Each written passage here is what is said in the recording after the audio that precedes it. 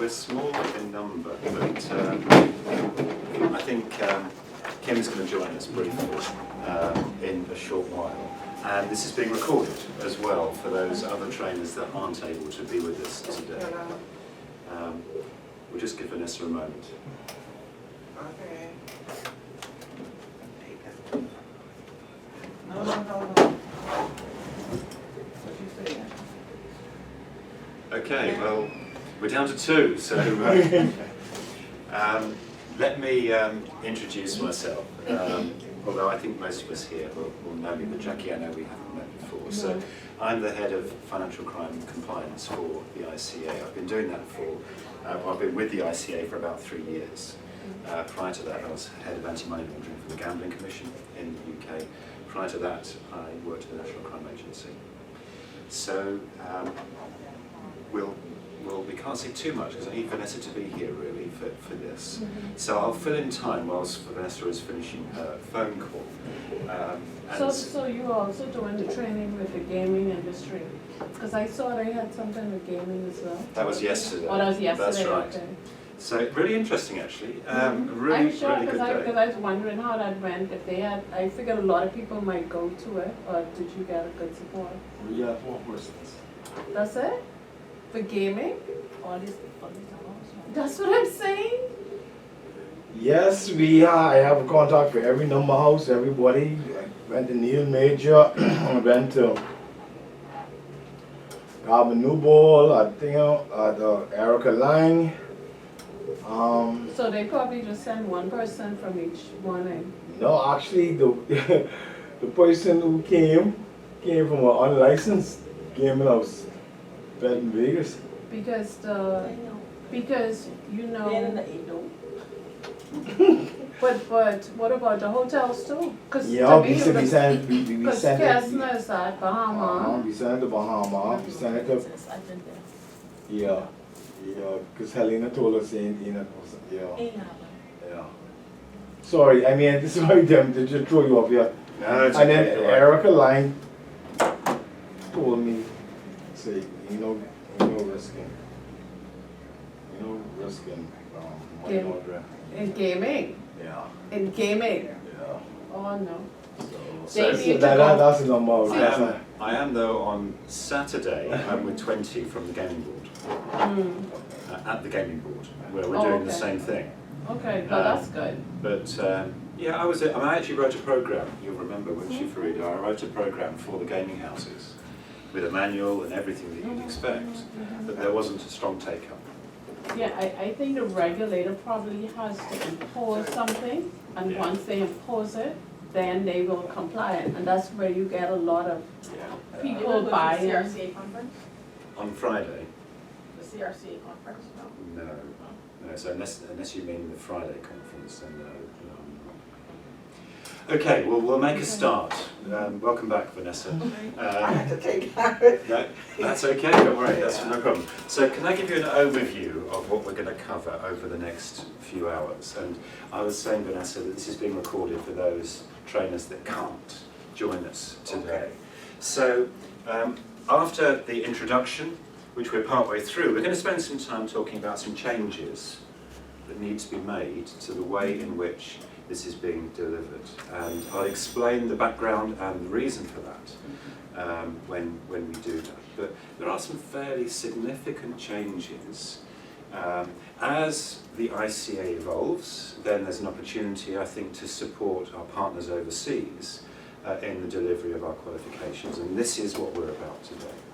So then we're going to spend a fair amount of time talking about good practice in our workshops. What does that mean? What does that look like within our workshops? And we'll go through a range of different examples. We'll even have a go, just sort of informally between ourselves around this. That'll be preceded by an exercise in which I invite you to consider, well, what do you think good practice is in delivering a workshop? When we've spent a little bit of time doing that, then we'll all have an opportunity to deliver, just for 10 minutes or so. Now, by way of introduction, within the ICA, everyone who delivers on our behalf needs to be periodically assessed. So I'm being assessed by Bill Howarth, you may know Bill. in 2 weeks' time, actually. So everyone gets to go through this, and so I invite you to as well. I hope that doesn't feel like a threat or a problem, but I hope you can enjoy it and embrace it for what it is. And then at some point we'll wrap up, and we've been talking about timings, Vanessa. I think really we need to wrap up by 1:30, so that, and I don't know about whether that works for yourself, but we've got some lunch coming. We can take that lunch at something like 12 o'clock, something like that. Having experienced the lunch here yesterday, can I say, it's fantastic. It really is astonishingly good, so I'm looking forward to that already. And that's the day, so I hope that works. A few things by way of introduction. It's going to be a workshop style. I think it's useful for me to lead this in the way that we would expect you to lead the workshops. And I think it's 2 hours every Saturday morning, isn't it, for the different diploma courses. It's a little bit difficult because there's not 20 or 30 or 40 of us. There's only, well, 3 or 4 of us. So it does make it a little bit awkward. But we'll try to replicate a workshop style approach so you have a better feeling for what this looks like. So we're learning together, and I think that's important to emphasise. I'm hoping to learn from you. Genuinely, I'm hoping to learn from you, and maybe we can share our ideas and our understanding in the same way as you would within a workshop. So it's interactive. Please, at any time, contribute any thoughts, questions, observations, as you'd expect. And as I mentioned, we have to do this. It's a requirement now for the ICA, and I hope that you'll have greater confidence in leading the workshops as a result of it. So, I mentioned I wanted to start by talking about changes that we're making to the diploma workshops on the islands. I think that's a really good place to start. Before I do that, can I just check, any questions, observations? Or can I just assume that you'll just jump in, please, if you have any thoughts. Just jump in at any time, and I won't keep stopping and asking if you have any questions, so just do that. So, what are the changes that affect the workshops? Well, I think in summary, we're trying to move towards workshops that are very interactive and structured in a consistent way. And in order to do that, then I'm actually writing your workshops for you. And for the GRC diploma, my colleague who's the head of GRC globally, Jonathan Bowdler, he's writing your workshops. So currently I'm writing 14 2-hour workshops. I'm up to my 3rd one.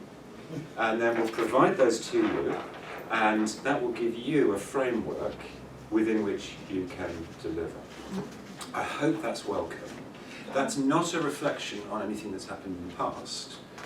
And talking to Kim yesterday, I think she's really, I hope you don't mind me saying this, Kim, but I think Kim's really proud of the work that you do in leading the workshops on Saturday morning. So this isn't a reflection, it's simply because we need to ensure there's consistency.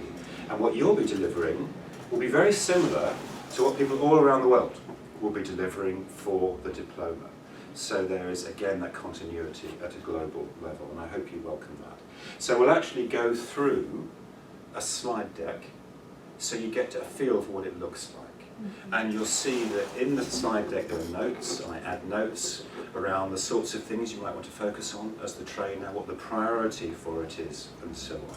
But we'll actually go through a slide deck a little later on this morning so you know what to expect. So that's the main change that's affecting the way in which we deliver. It's 14 workshops for each diploma, which I think is similar in number to the Saturday mornings that you currently have for each diploma. And I'll go through in a moment what they are.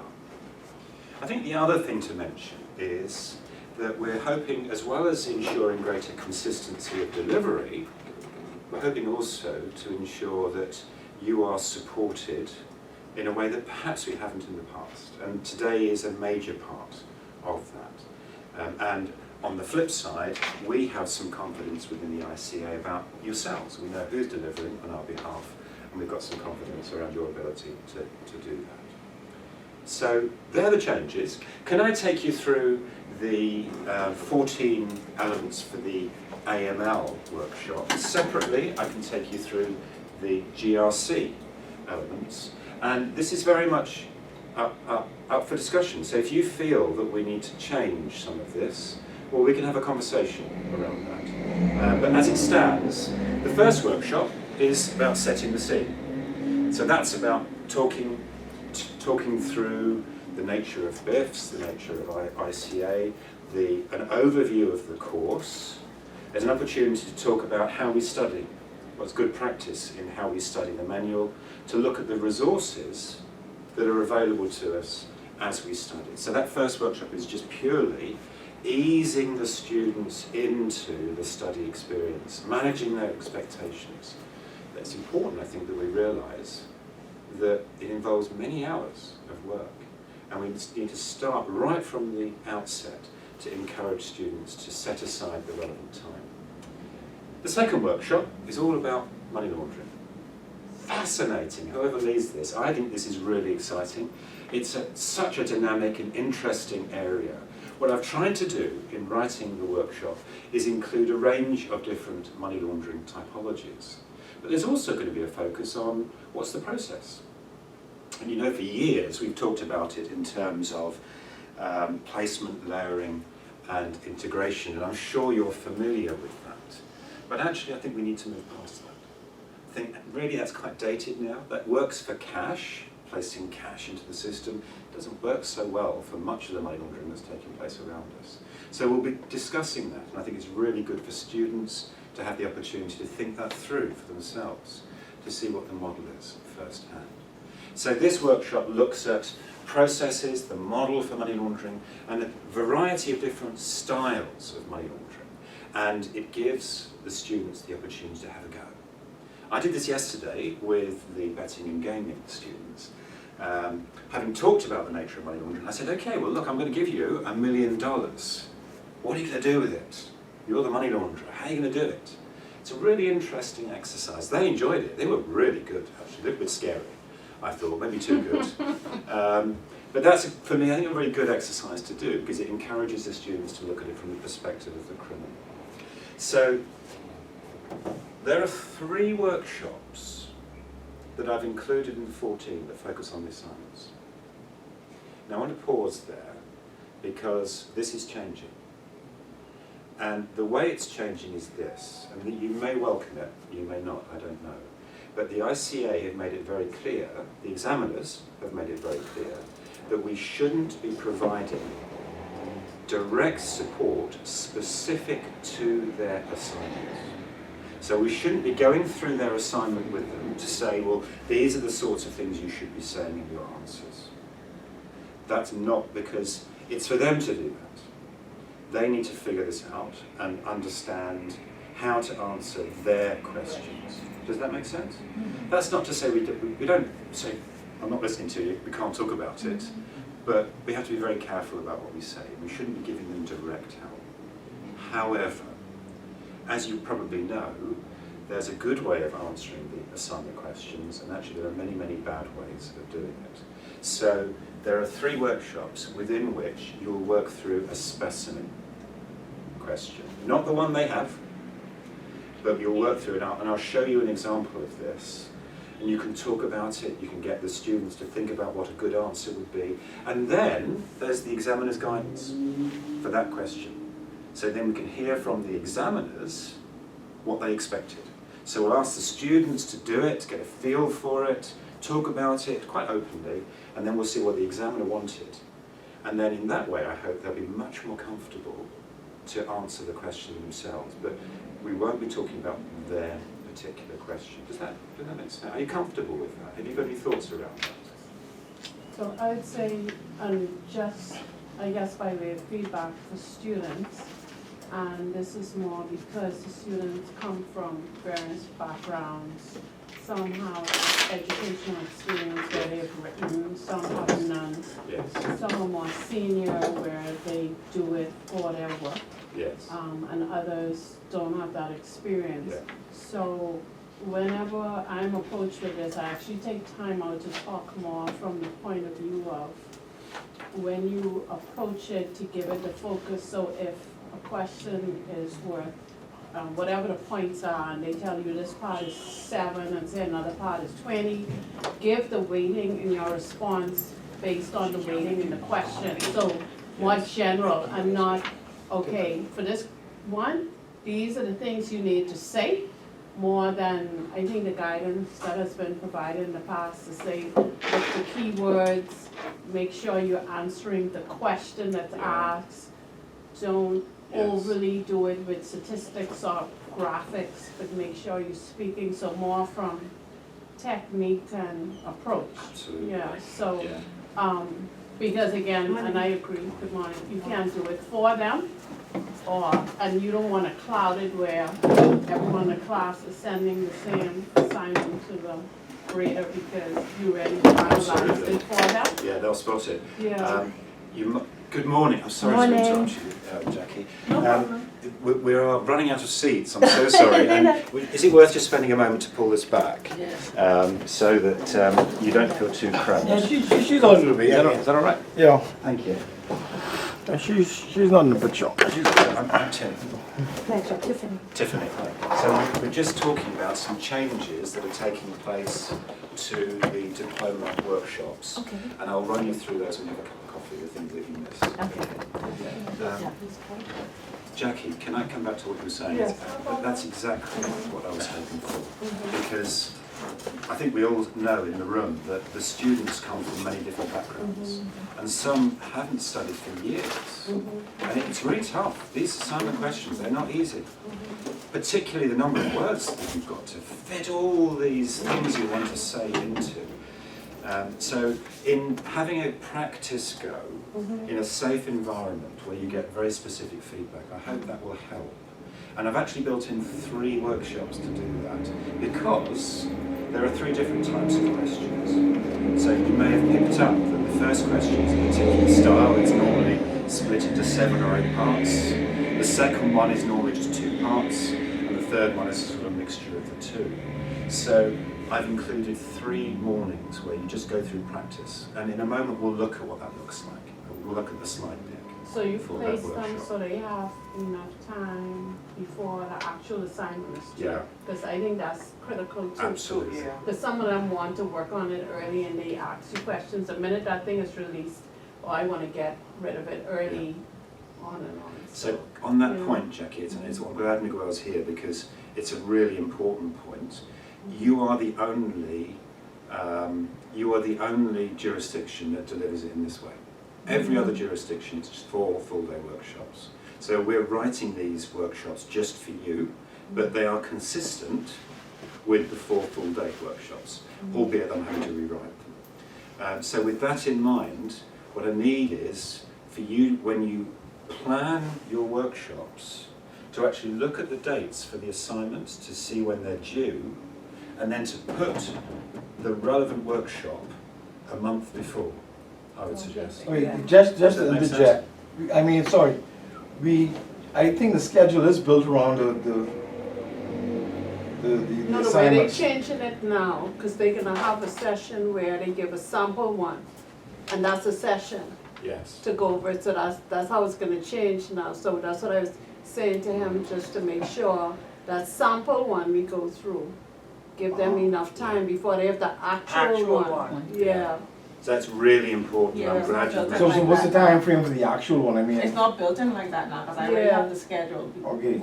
So we what- have to build it in. Yeah, what you'll need to do is, and it's only you that in Bahamas that has this issue, so I need to rely on you to plan your workshops, if you follow. So you just need to align this particular one on the week that's a month before the assignment is due, I would suggest, unless you think it needs to change.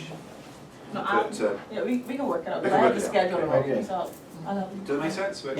Yeah, it makes sense. Yeah, okay, Because good. they're Brilliant. going to want to know in advance, Yeah. try and Yeah, start absolutely. working on it, Yeah. yeah. Okay. Tiffany, hi. Yes, yes, some years ago, there was a book, a workshop book, that really helped, a lot of the students. I think Helen had sent it back in 2010. Yes. Is that still around? Okay, Because I, so the workshops have changed. right. I tell you what, But shall it we was look a at, shall we complete look book. at It was a two complete now? book. We'll look at two now, I think, before we go any further, shall we? Just Yes. because I've written two to give you a feel for what this is going to look like. Okay. And I'll come back to your question about Yeah, the book if it's in a around, moment, okay. Tiffany, but I think it helps to first of all look at this. So I'm hoping I can remember where this is. Yeah, I can bring back. So let's look at the second one, which is money laundering. And I'm going to sit down for this. I'm on your way. I'm going to show you. You see the notes that are in this part? So learning objectives. Well, hopefully you can see the learning objectives are to better understand the nature and models of money laundering, different methodologies used, and in particular focus on specialist money laundering, which is what we spoke about yesterday. So we'd start the workshop with a focus on, this is all we're going to cover, just briefly, so the students know what to expect. This is an overview of the 2 hours. We've lost a little bit of clarity. We have? Yeah, so you might want to wiggle with the, that's an overview of the 2 hours, and it's each of those areas that we've just described. And you can see that we're now starting, there's notes here that I've added for the trainers, so you know, overview of this part of the workshop, what's the purpose for money laundering, why does it matter? And you can see, I've said, well, it incentivises crime, it facilitates future crime, it generates negative role models in our communities. Money laundering does those things. It's worth just talking about that within class. So then there's a group exercise, so I would encourage you to split the room into groups. If you've got 30 people in the class, I don't know what your numbers are like, but maybe 5 groups of 6 or something like that. Obviously you'll need to think about the layout for the room, and we'll be talking about that in a few minutes' time. And the first exercise is we'll write a definition of money laundering. It's a really useful exercise to do because it forces us to think about the nature of money laundering. And then, well, what is the money laundering trying to achieve? So what you can see is now we're getting the students to talk to each other about what this looks like. It's all contained within the slide deck. And there's notes to support this for the trainer.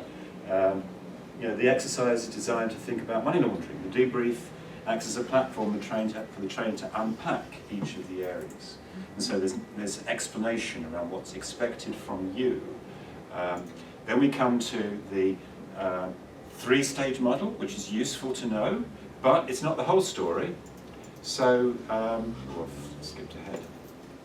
So that's one model, but then I think this is probably a better model, which is a very simple, starts with the process of crime. There is a process, and then it appears to be clean. And then we can talk about, well, what is this process? And then that facilitates discussion around the methodologies involved. Group exercise. Each group identified 10 different ways you can launder money. Make a note of them, use flip charts. And then the trainer then has this to help them. Each of these bubbles represents a different style of money laundering. So you've got cash, trade, charities, hawala, gambling, mirror trading, that's interesting, concealed beneficial ownership, all these things that you'll be familiar with. And in the notes, again, there's a little bit more detail around this, and I also included, if I can scroll down, some actual cases to illustrate each of these different types of money laundering. So Deutsche, for instance, around mirror trading, HSBC around cash smuggling, and so on.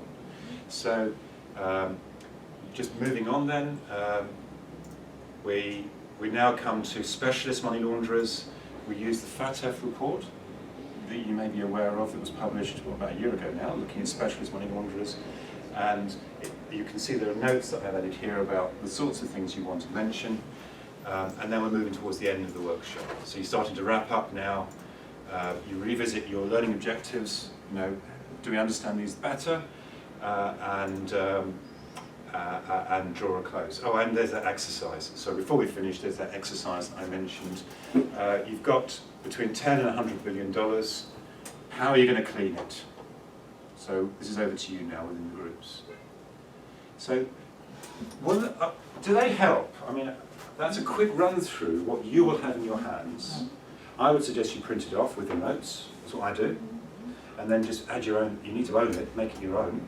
So you need to add your own thoughts and make sure you own this so that when you deliver it, you're not just reading, if you see what I mean. You're actually driving the workshop yourself. You're just using this as a tool. So we're comfortable with that? Tiffany, you're looking a bit sort of not sure. No. You're okay? You're okay with that? Okay.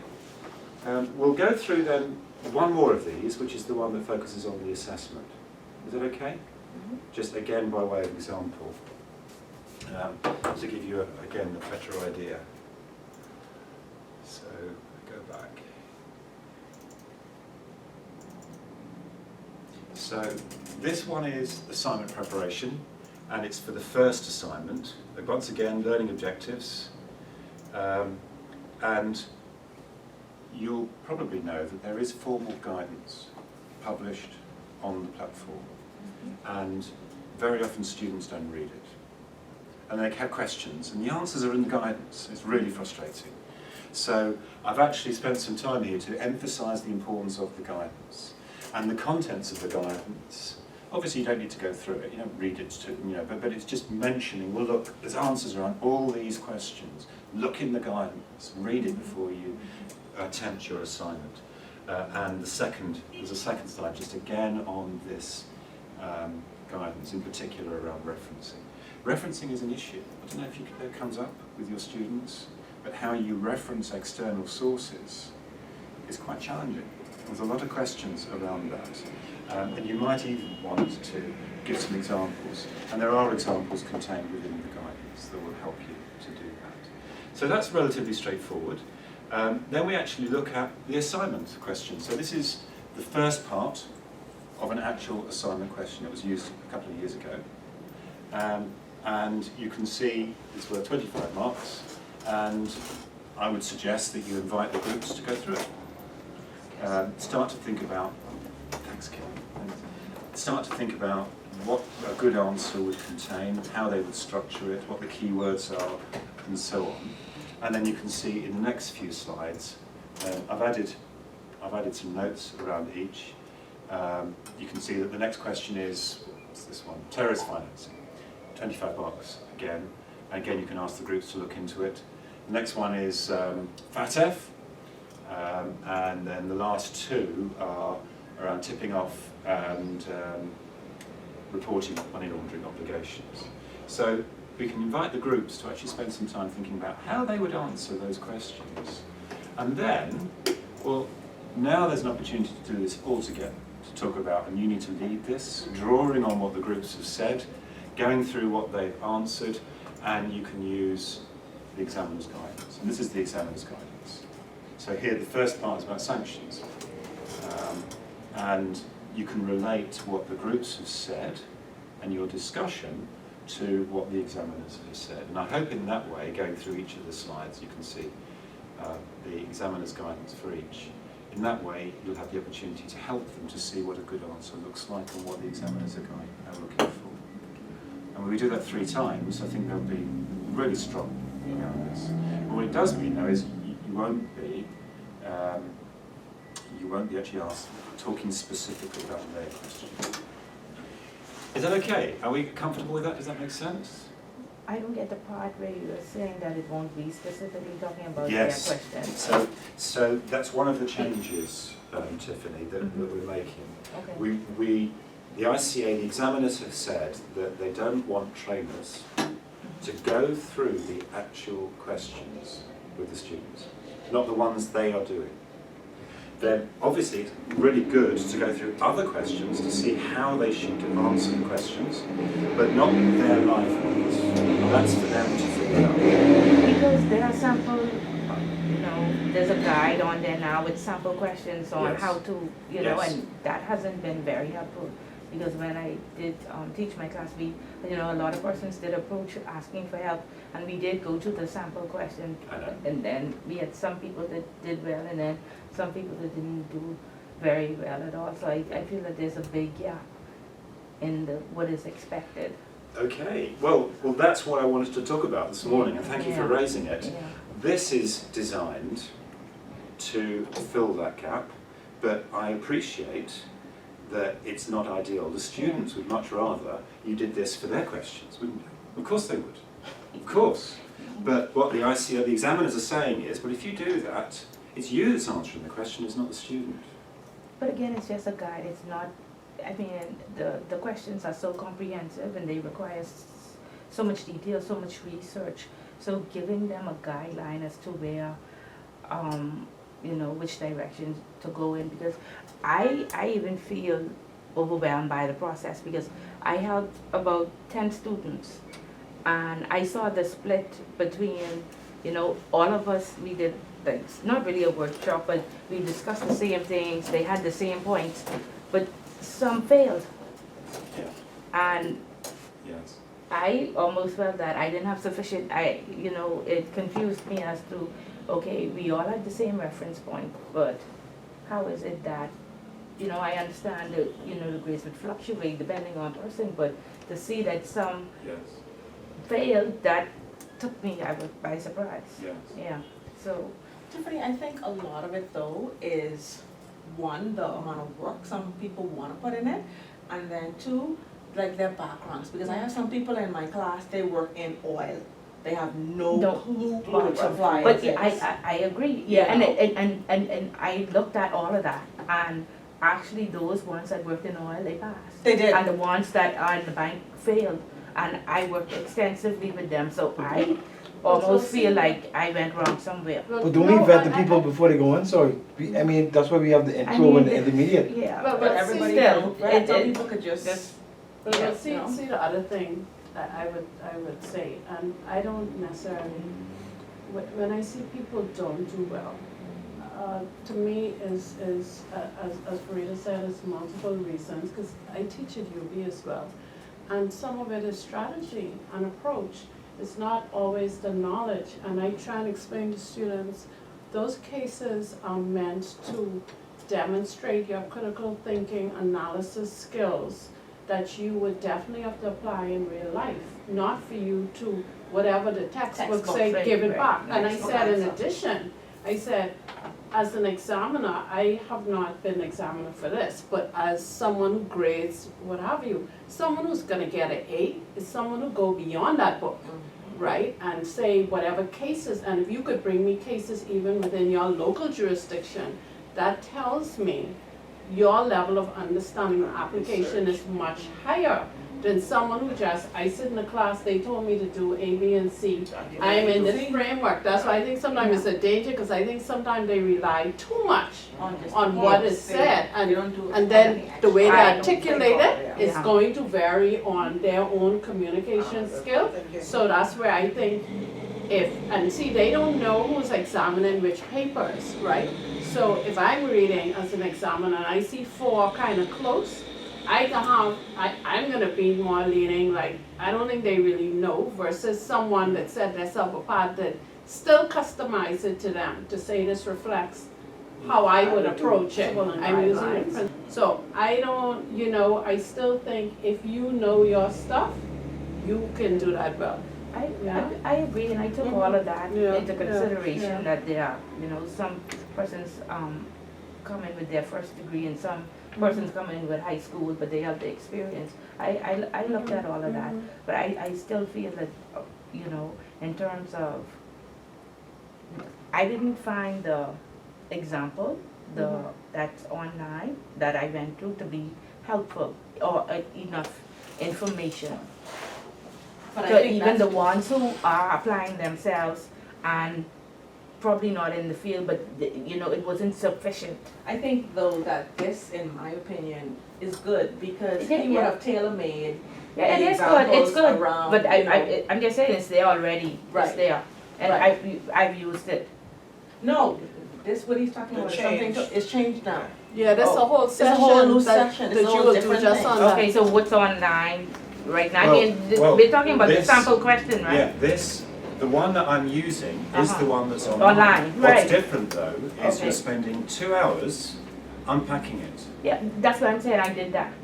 You spend 2 hours on No, on not 2 hours, but I did one class where we went through it, Okay. yeah, Sorry, that's what just I'm to saying. interject, we sort of need to place an order. Get it in time, okay? You're right. Yeah, sorry. Most important thing. Thank you. So whilst, well, I'll tell you what, let's just break. Should we pause the recording then for a few minutes whilst we were talking before we broke about the support we provide to the students around the assessments, and this is so important, and I'm glad that we've had the opportunity to talk it through. Just to reiterate, there is actually another element to this which I didn't mention. The ICA have recorded webinars, 6 webinars, which are now online for students to help them to understand what's expected in the assessment process. So there's a webinar about referencing. There's a webinar about the word count and how it's calculated. There's a webinar about the entire process and so on. So that's intended again to support the students. What I've tried to do here is enable some quality in-depth analysis around the sample question, which is one that's been previously used. So this is a sample question which is very genuine. It's exactly the same as the sort of thing that the students will get themselves. And in doing this, and we'll do it 3 times of course, in doing this, I hope that it will help the students to understand better what the examiners are looking for. So Tiffany, come back to yourself. Yeah, so there are the webinars that were previously on. I had 1 or 2 students come to me and ask me questions about it, and when I tried to go, I said, well, I need to do some research, and I'll get back to you. When I went on and I tried to access it, I wasn't able to. Okay. Not all, some I was able to access, but the particular one that they questioned about, I wasn't able to. Okay. So I'm wondering, the ones that are available to the students, will they be available to Yes, the they will. Okay. Yeah. So there's 2 types of webinars. There's the general webinars, so there's one that I've just recorded on money laundering, there's another one I'm about to record on terrorist financing, there's one on sanctions and so on. There's general webinars, and we're building them, we're adding to their number now. But separate from that, there are brand new, you won't have seen them yet, brand new webinars recorded by the ICA, the assessment team, and they look at the assessment process, and they offer that very detailed advice that will help. And again, I'd encourage you to have a look at them. Okay, They're only a great. few minutes Yeah. each, they're not too long. But I hope that in going through it, the students will start to understand how to do this. It's not easy. I don't pretend it's easy. And I think we all recognise in the room how challenging it is, particularly for students that don't have an academic background. But in doing this together, the intention is that it better equips them to do it. But thank you for that opportunity. And Tiffany, if you've still got problems or concerns, let's talk about it over lunch. How's that? Definitely. Feel comfortable? Thank Yeah. Hey, sorry, what do you mean by don't have an academic background? Yeah, so it's possible that some students may have done the course, the precursor course that you offer within BIFs, but have studied for years. Right. For years, maybe for decades, for some people. Yeah. So Yeah, when I did it, I know that was when we put in all that legislation, and I came back to the Bahamas, and that was maybe like 2000, and I graduated from university in 80 something, right? Yeah. So you asking me to do an essay, I mean, what I had to my advantage, I was at a senior position, so a lot of what they were doing in the material, I actually took the material and created the manual for our office. But to say I'm sitting down, I was like, I gotta open the book again, and it's, and depending on which era you are from, Yeah. you know, which education, if you went to the US, where you have multiple choice on the bed versus Canada or the UK, where it's more, you know, analysis case-based. Again, that's another disadvantage, because some people don't have that experience. Because I have persons who were like attorneys who were failing because they don't practice it in that particular way. They are used to interpreting, applying the law versus being in a business environment. And see, the thing that I even noticed with the difference in the cases now they're being assigned, you really, which I personally like, you have to understand the business, which I have been emphasizing to my classes. This is not about, okay, you spit it back. How does this apply to your business? And pick the Bahamas, but, and that was gonna be my suggestion here at this point, when there are cases, if there could be opportunities for behemoths, not necessarily just us, but other persons in the profession to provide cases that might be useful, that we have based on Indigenous. environment. Yes, Absolutely. because I inject Yes. from my experience, Yes. so that it makes, it's more alive They to can them relate. in this And environment. critical Yeah. thinking would be better. Exactly. because- So this is Exactly. brilliant. This is Yeah, absolutely, yeah. what I hope that the slide deck that you're given will do is provide a framework. Mhm. What I won't offer you is local cases, because I won't be cited on them, but Yeah, it's a yeah, framework yeah, that yeah. allows you to add local cases Mhm. into Okay. it, and you'll feel comfortable Okay. with that. Right. No, what I'm trying to say, on behalf of BEFs, we do our best to try to vet the persons coming into the program. I'm telling you. I'm telling you, we I'm do. telling you, They call me all the the time, reason and I- But I was just looking at the and I always classifieds ask person the if they other have a Yeah. And banking you know, they- experience, they have some tertiary Yeah. education. Yeah, but telling you, it's some nothing people have on BEPS. degree. Yeah, they have I degree, but it's don't. just about 20 years ago. I looked in the classifieds just last week, and there was an ad for a senior position. And you know, they said, we want somebody who has gained their MBA in the last 5 years. So that means if I had my MBA from 2000, I would not have qualified for this job. We just don't try to throw people in the No, class. they're You not know, saying people- that, but they're not You saying understand? that. They have the background, in but it's fair- just, yeah. In fairness, the way in which this is constructed and the support that's given to students, even if you haven't studied for 15 years, as long as you work hard, you can still pass it. You know, we don't have to be turning people away because it's been a few years since they studied, just to be clear on that. But it is, It's just you have to have that in the back of your head when they're talking to you, because you can't just assume they know. I wouldn't Yeah, change because it. I'm not Wouldn't gonna change put somebody to high school and say, okay, go sign up for compliance. No, even people who have degrees, Yeah. you just can't assume, because it's so varied now, the backgrounds. You have some people in there who, I had someone who was a police officer and have forensics as their degree, which I think is useful in As a- compliance. uh-huh. But it might not have given them that opportunity to do this type of analysis. So it's just once, because I always ask them that question first. I say, where do you work, what's your background? So now I can manage who is in the One-on-one. group. Yeah, You know, because Please don't I don't change want anything. everyone to. We're absolutely yeah, good, I yeah. think, in the approach Yeah, that so- you take. Even with the referencing, because you can tell UK students, university students from US. Yeah, exactly. You can tell the ones that have been to the UK and the ones that have been to the US. So, mindful of the time, and if you've got any residual concerns, we'll pick them up a little later, but mindful of the time, just to run through the other workshops that I currently plan in the 14 workshops that will comprise the AML diploma. We'll go through the GRC in a moment.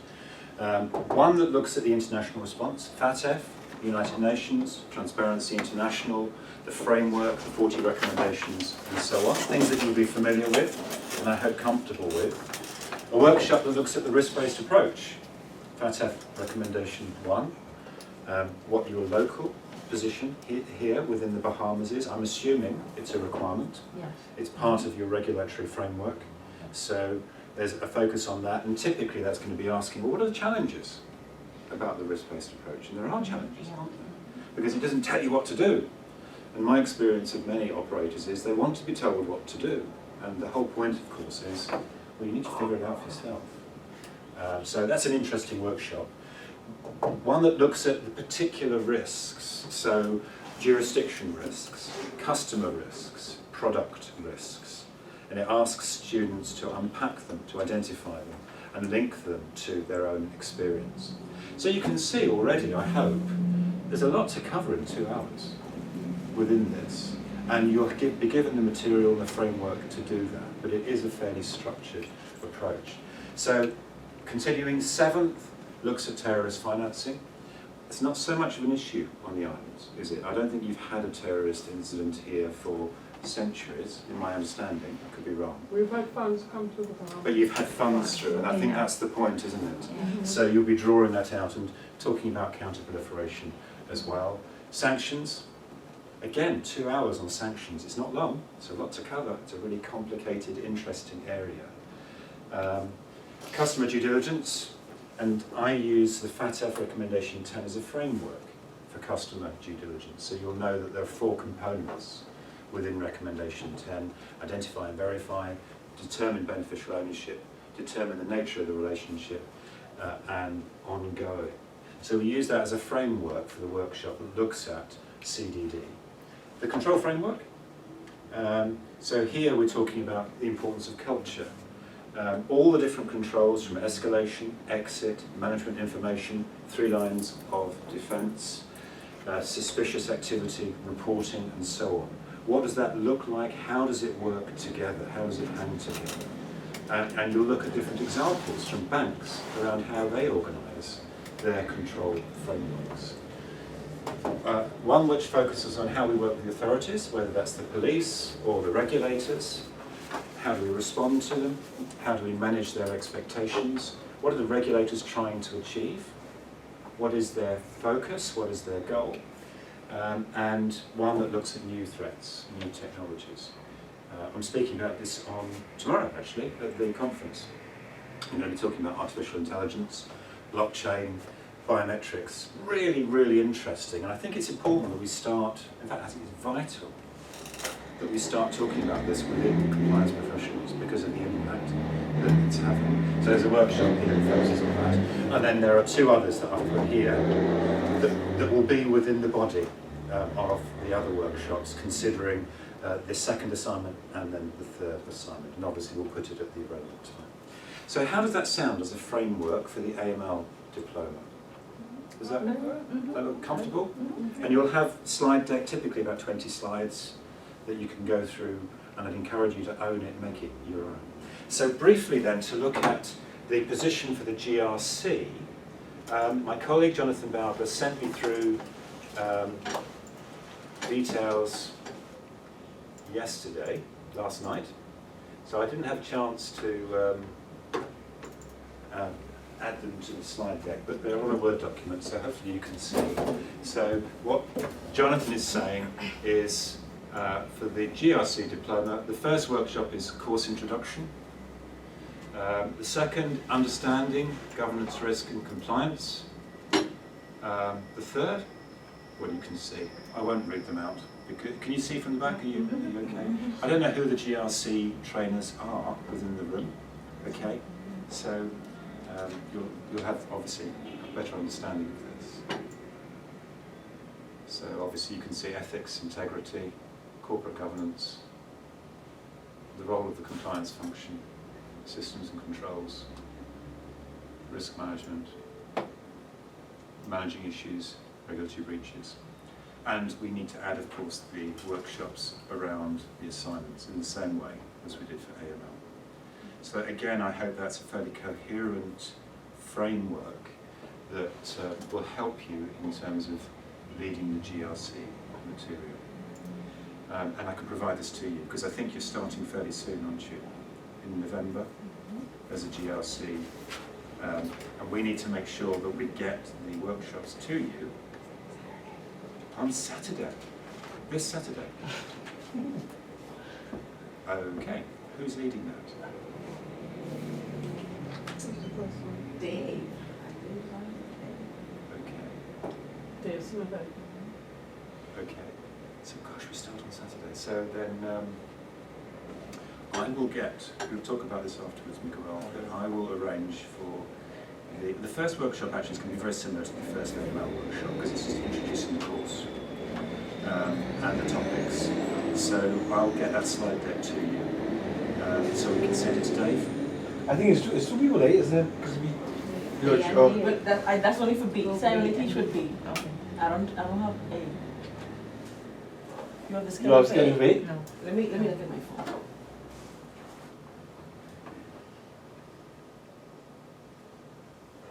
So whilst you're looking, let's just have a quick look at the first slide deck for the AML diploma, which will be useful, but it also might help us for this Saturday.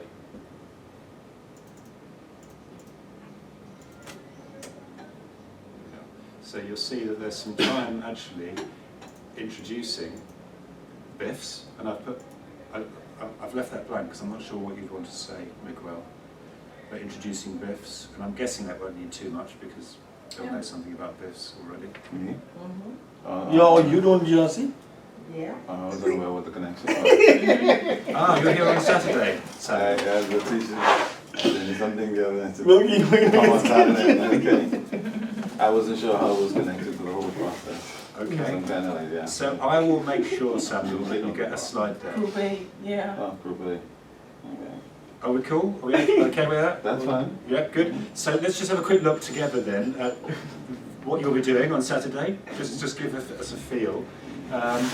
Obviously, I'm going to talk to Miguel about something that introduces BIFs. We don't need to labour it, but there's something there because I think it's important that students know who they're working with. And in the same way, there's a slide about the ICA. There's some graphics about the ICA. We're working all around the world, the numbers of students, and so on. Then, that's talking about the opportunity to become a member of the ICA, the benefits, the materials that are available as a member of the ICA, and the nature of that membership. So not to spend too long on that, but I think it's again important that students, because they're on a journey, it's important that they understand the context for that. So the second part is about study techniques. So overview of the AML diploma, of course, this is going to be replaced with an overview of GRC, which I can do. That's straightforward. And what I would suggest is that you spend a few moments just talking about each of these areas, so the students know what they're going to be studying. Does that make sense? And encourage them, look at the manual, don't just rely on the workshops. It's really important that you study in your own time. You need to start thinking about what that looks like. And then there's the second part of that overview. Again, you'll notice in the notes section, I've added notes about each of the areas. So Tim, I see up to unit 18, even in the schedule that I have, you're saying 14 workshops. Yes. But there are 18 There are 18 units, Right, yes. so I guess some of the workshops cover more than one unit? Yeah, yeah. And some of those units are really tiny, in fairness. So, but you're right. But I've given you some pointers around each of these areas. So, management of issues for AML policy, risk-based approach, content of the policy, defining it, senior management commitment. So it helps you to talk it through in the workshop. So again, I would encourage you to print it off, Samuel, and have the notes in front of you just as a reference point as you're talking through each of the areas in the manual. We can talk about that afterwards. So let's come back down here. This is still the first workshop. Best practice in studying. So again, I'm going to suggest actually get into groups and ask the groups to start thinking about how they make best use of their time. They're going to be studying in the evenings. Don't wait until the assignment before you start studying. And how do you do that? You just read the book. And I think most people would say if you simply read the book, you will have forgotten it within hours, if you ever remembered any of it, candidly. So actually it's better practice to ask questions, to think about what you're going to be reading, ask questions of it, maybe make notes, or another opportunity is to do this sort of a mind map around the issues. But do something, that's the point. Do something with the material, because if you just read it, you'll forget it. Again, would we agree? I don't know. Yes. Yeah, that's good. So I think it's really important, because students, sometimes, my experience is, they just read, they think they're working.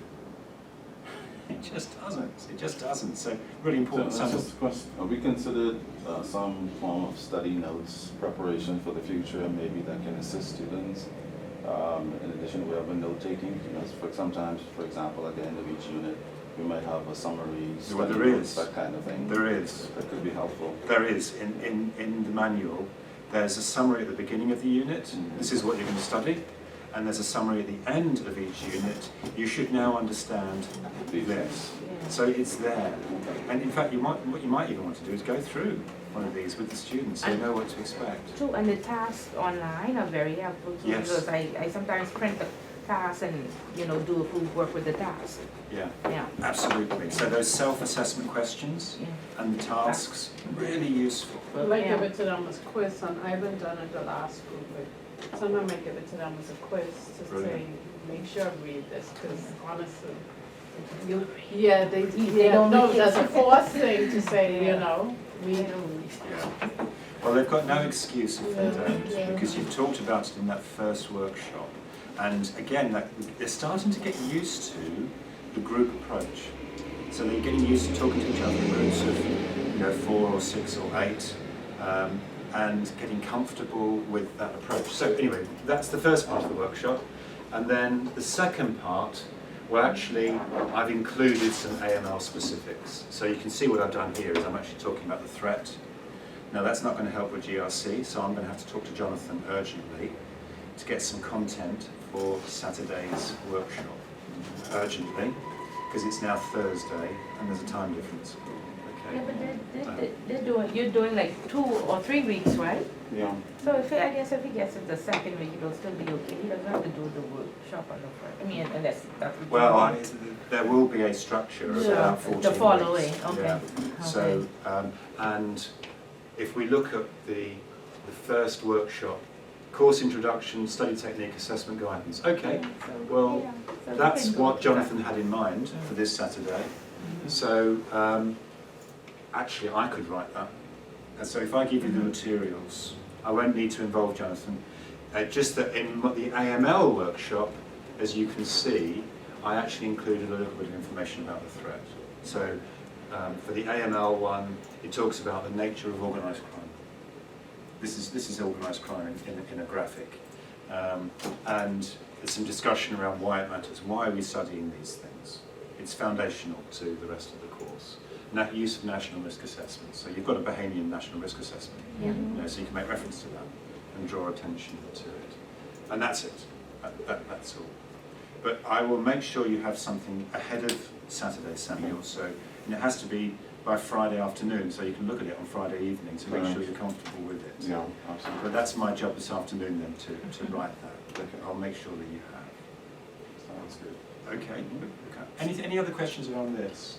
so for your slides, because since it's gonna be structured, you will provide these to us. I know when I present, I normally have in every session or module that I'm doing or unit, I'll have a slide, one or maybe a few on the Bahamas. So we're talking about culture, say, Yes. then I'll have something from our guidance and our point of view on culture that central bank or any of the regulators. So we talked about, say, customer due diligence or risk assessment, I Yes. take it from that to Yes. say, this is what we say. This is what they say, but this is what we say, because that is a question often comes up as to how to approach that, because the questions always say Yes. jurisdiction of your choice. Yes. And so you pick the Bahamas, at least you need to be Thank you. comfortable, especially if you Yes. don't work in the industry Yeah. right now, you're trying to transition to it.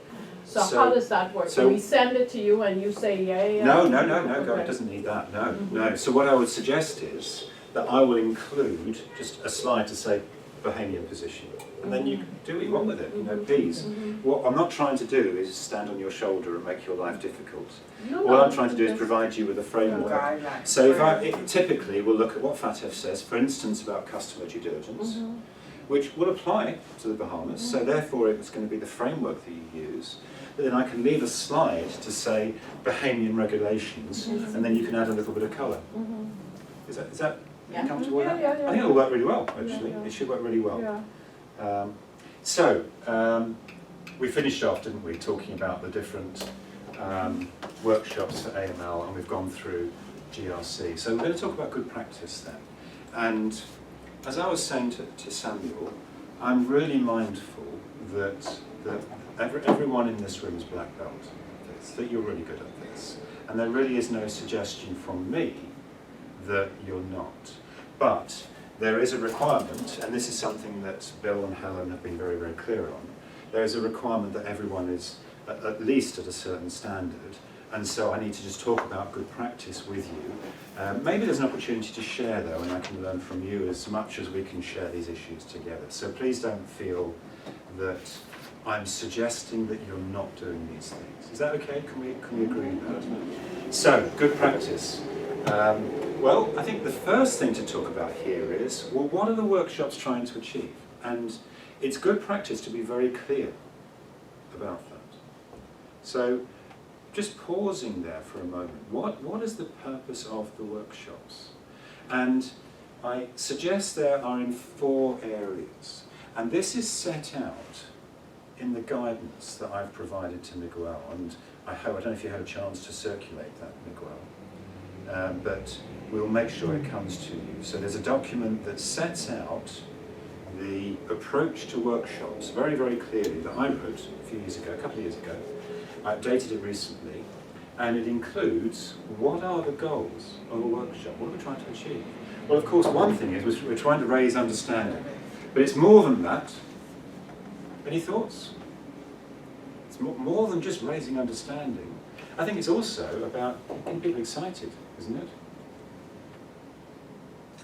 I think getting people excited is a goal, but I think with a caveat, for the right reasons. Because a lot of people come into compliance because they think, oh, it's a highly paid job, blah, blah, blah, and they think, oh, once I get the ICA, I can do this.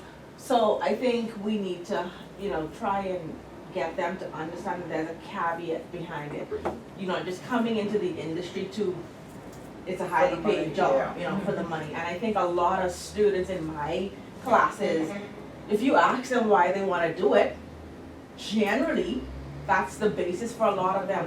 Oh, the motivation is, I'm trying to comply with you, I hear you're spending money.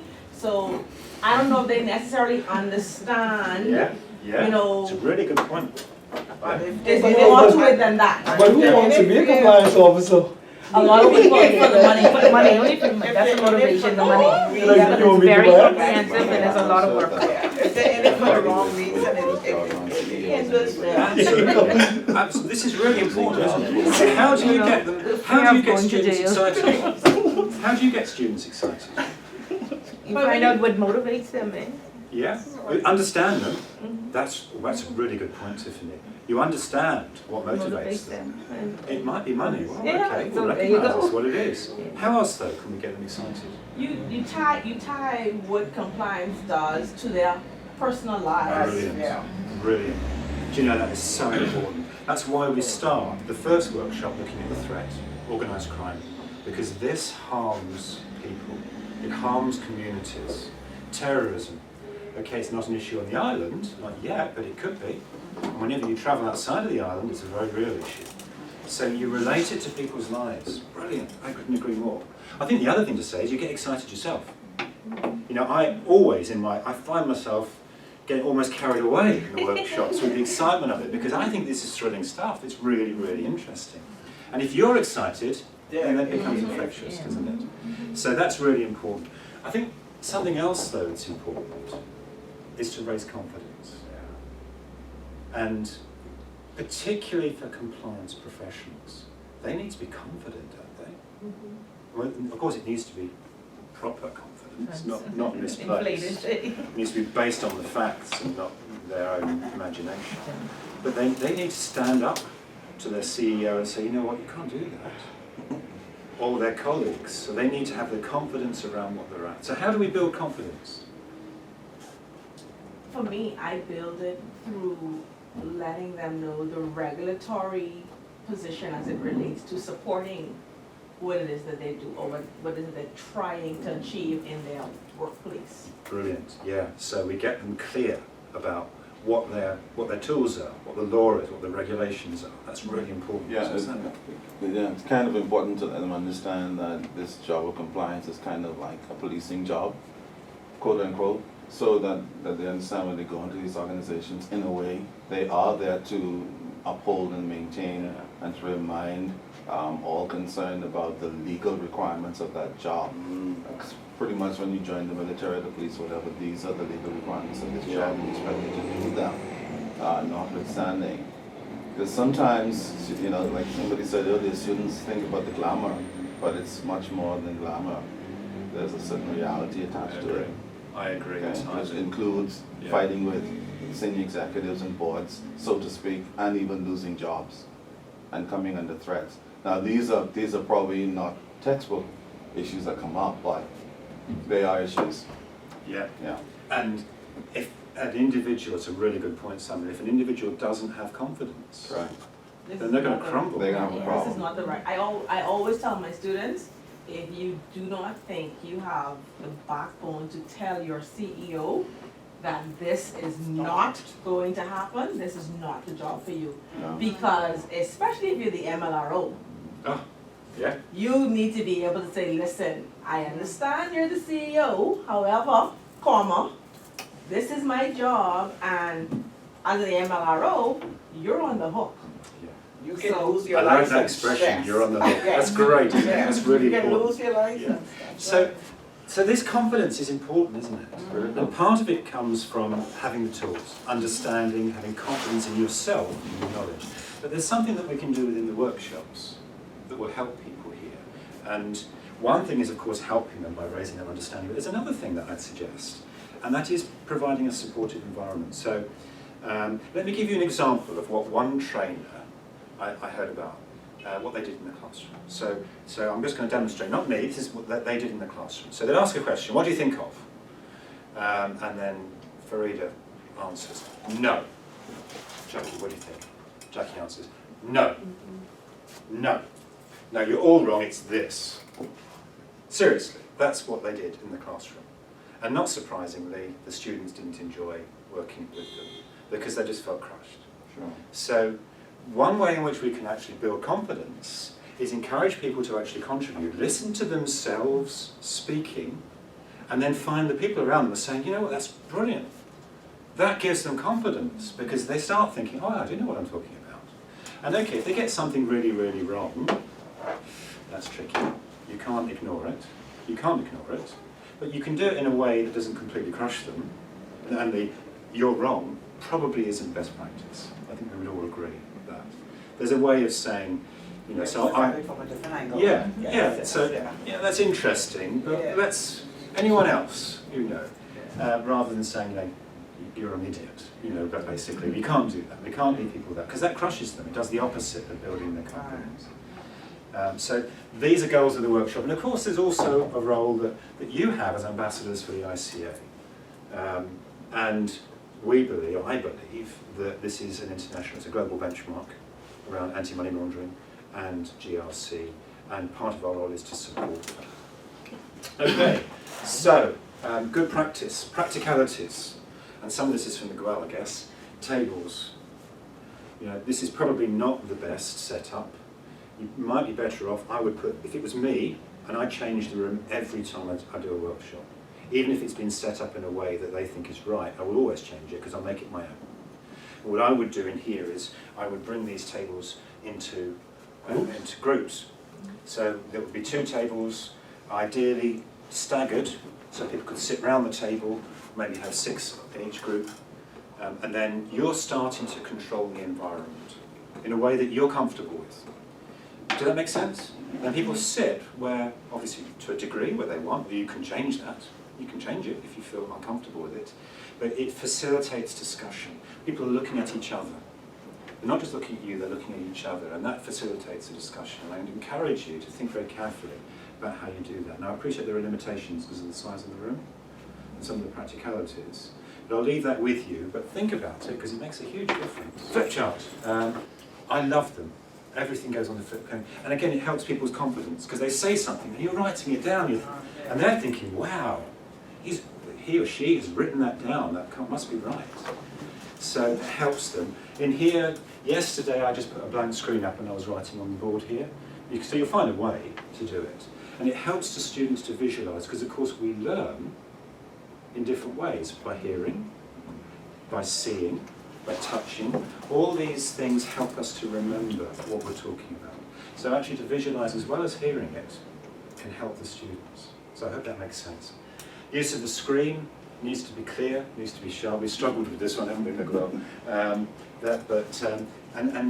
As a small thing, but nonetheless quite significant, if you're not using the screen, turn it off.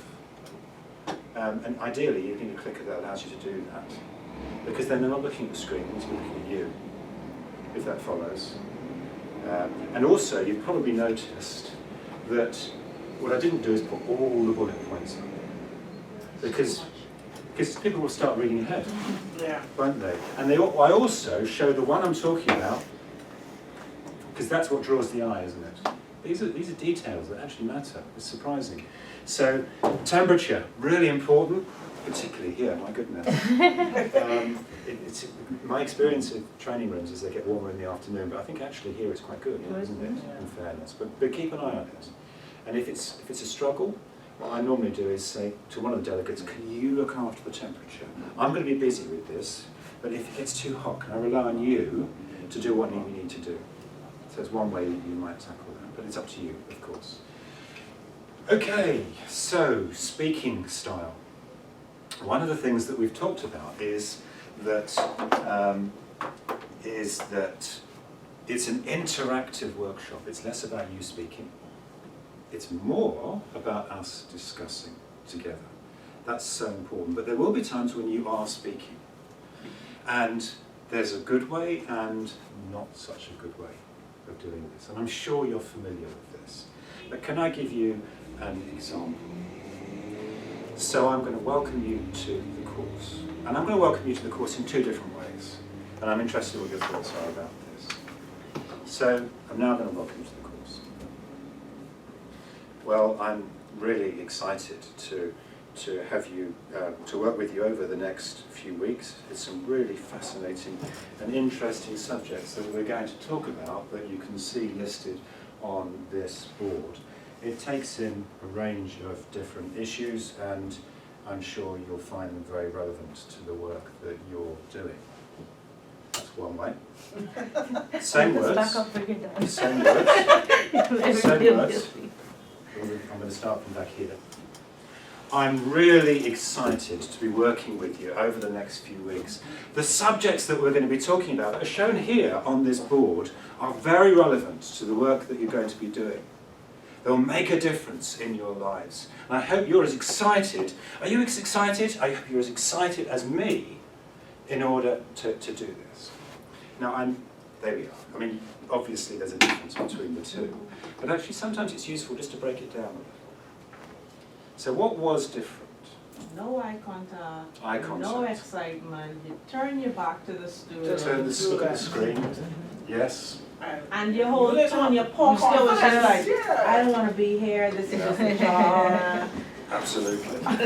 Brilliant. So some of it's about your voice and how you speak, because the words are the same, but how you deliver them. And so you want to modulate. So if you go softer, people, as long as you've got the attention of the class, if you're making a really, really important point, go softer, people are now waiting, pause. Then you can make your point. Oh, there are all sorts of things, and I'm sure you have your own style, but I'd encourage you to reflect on that. But equally, I know that you are, and some of you are lecturers, and you'll be brilliant at this already. So it's just useful to talk about, isn't it? So the voice, the pitch, the tone, the speed, slowing and speeding up, pausing, it's really important. But more than that, the way that you move. So I move backwards, I turn my back. As against, in the second, I was moving forwards, I was moving towards you. That engages you. Again, in the first one, I had a barrier. And you might need to carry notes. I realise that. You might need to have something to refer to. That's fine. But don't use it as a wall, if you see what I mean. Yeah, it can be. So, and you want an open stance, and that encourages people to. And also, as you go through, you're saying, what do you think, and don't you agree? Even if you're not actually answering a question, asking a question, it actually gets people to think, oh, I'm being asked a question, or I'm being asked to relate to this. So you're actually engaging with them at another level. And there are other things. So at a very simple level, as we're speaking, if I do this, then it's my way of saying, look, you matter to me, you've got the floor now, what are you going to say? It's also a way, as you go lower, it's a way of building trust. So that's an interesting little trick. And something else, if you tilt your head to one side, when people are speaking, it means that you're really listening and you're empathising with what they say. Eye contact, for you mentioned, it's so important. It engages people, it enthuses them. So all of this matters, and I think what I'd say is please think about it and be aware of it. Going on from that, we're going to look at the good practice that's set out in that guide that's going to be sent to you. we're going to use this as a framework to briefly talk about each of the areas of good practice for the workshop.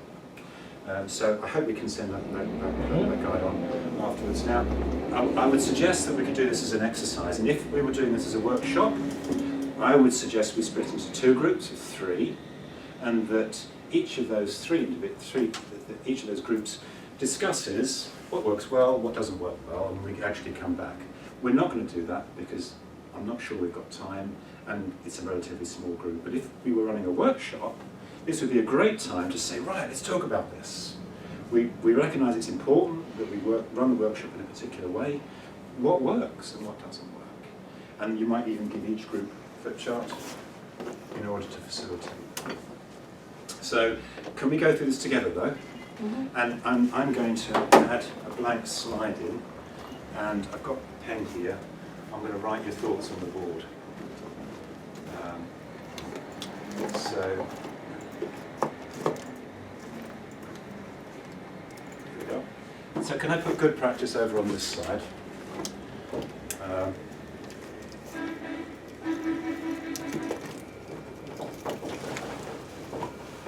What are your thoughts? Good practice around running a workshop. To me, timing is important. Timing. Oh, it's so challenging now, isn't it? It's so challenging. Why is it difficult? It's difficult because, I mean, sometimes, okay, if the classes are on Saturday mornings, some people work all week, so getting out of bed, and then they have families, Yeah. and so getting on time. But for me, it's important to start on time, even if you give like that 5-minute window, but ending is just as important. Brilliant. Because Absolutely. people have things to To do. do. You're absolutely right. And you can set the tone, can't you? You can set the tone for this in your first workshop. Because if people see you as, oh, it doesn't really matter and we'll drift in, that's what they will do. So when you say, well, we're just going to break for 5 minutes in the middle, because probably in a 2-hour workshop you might break for 5 minutes. I don't know if you normally do that or not. Well, I normally ask They them. always I would ask at I the ask end. them. Okay. Yeah. Sometimes they would say, just go on, so Yeah, you just get this over with. Yeah, which Yeah. one do you choose? Okay, well that's brilliant. It's Yeah. really good practice. Or you might say it's just 2 minutes, grab a coffee, bring it back to your table, and we're going to carry on. You know, there's another option, isn't there?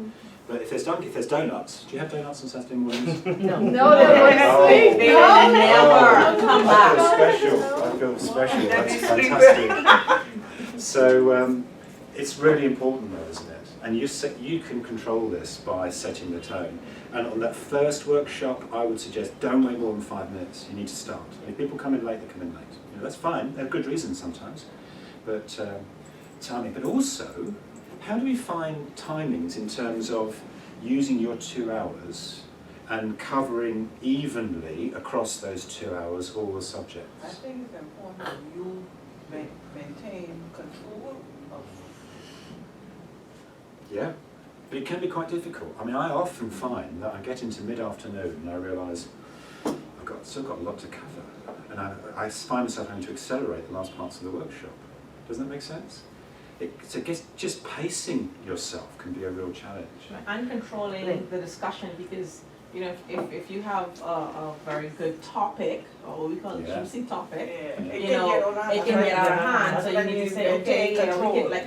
Yeah. You did an excellent example. Okay, if you have any other questions, we can discuss it afterwards. So we can Afterwards, discuss yeah, it you maintain after, we control. can dis- Yeah. So once you Yeah.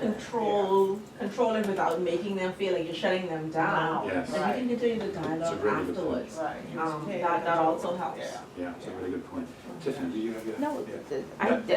I was just gonna say that I normally count the number of pages in the chapter, and I say we need to get at least to page 15, and I watch the clock to say, hey, we're on page 4 and we have 1 hour left, let's Okay. continue on. So, Right. Yeah, so you can- But of course you won't be able to do that in the future, because you won't be going through the chapters. What you'll be doing is you'll be going through the slide decks. So it's a slightly different Yeah. emphasis. Yeah. But okay, it's the but same I will principle do the though. same thing. Yeah, although you will find that some slides take much longer. Mhm. I mean, so Yeah. if you remember I showed you there was one slide with methodologies, money laundering methodologies. Yeah. I might spend 40 minutes on that. And it's fascinating. It's People, it's so much, so interesting. And some of the other slides I'll go through very quickly because it's just there as a reference. Does that make sense? Yeah, so Yeah. I determine it by the cases that I have attached or any other research that I would have brought to go along, so I kind of gauge it, this may take a little longer, because, Gotcha. I have handouts. Okay. Yeah, one thing that I, and this was a train I did somewhere else, was to gauge it on the basis that on average, and I like the deck that you have because it's not too many slides, that if you say on average, if you have a slide and they used to measure 3 to 5 minutes, and then from that, in your preparation before you come, give a certain amount of time for certain things that you know are more critical versus some that are Yes. overview, so you can manage yourself through the process. Yeah. And I find that to be very useful in terms of where I need to be in the slide deck by a certain time, so I could grab myself back and then allow for time in my deck for where I have a feeling based on experience, discussion will come, so that we will have that appropriate amount and move from there. But I know normally for me, I do it, because before we didn't have that, so I had my own deck and I gauge it that, okay, 3 minutes, I have extra half hour, I'm gonna drop it between these slides and go from there. So I find that pre-planning helps, and I know my points that we can talk, but I can come back to these two. And, you know. Brilliant. Yeah, absolutely. I think it's really helpful, isn't it, to talk about it in those ways. On the weaker Yeah, points. yeah. Absolutely. So, next area of good practice. What else? What else is good practice? There's lots of things we can talk about. Excitement. Yeah, How you excitement. deliver. So delivery style. So let's just talk about that for a moment. We want everyone to be included, don't we? I think we would agree. What would we do if you find that in the discussion there's 1 or 2 students that are really very, very quiet? That might be in their nature, very quiet. Others are dominating the discussion. You can't shut them up, really, and sometimes that can be really difficult. So what do? How do we handle that? Invite them to speak by saying, what do you think? What are your thoughts? Yeah. How do you feel about it? Why not? Yeah. Yeah. Any other thoughts?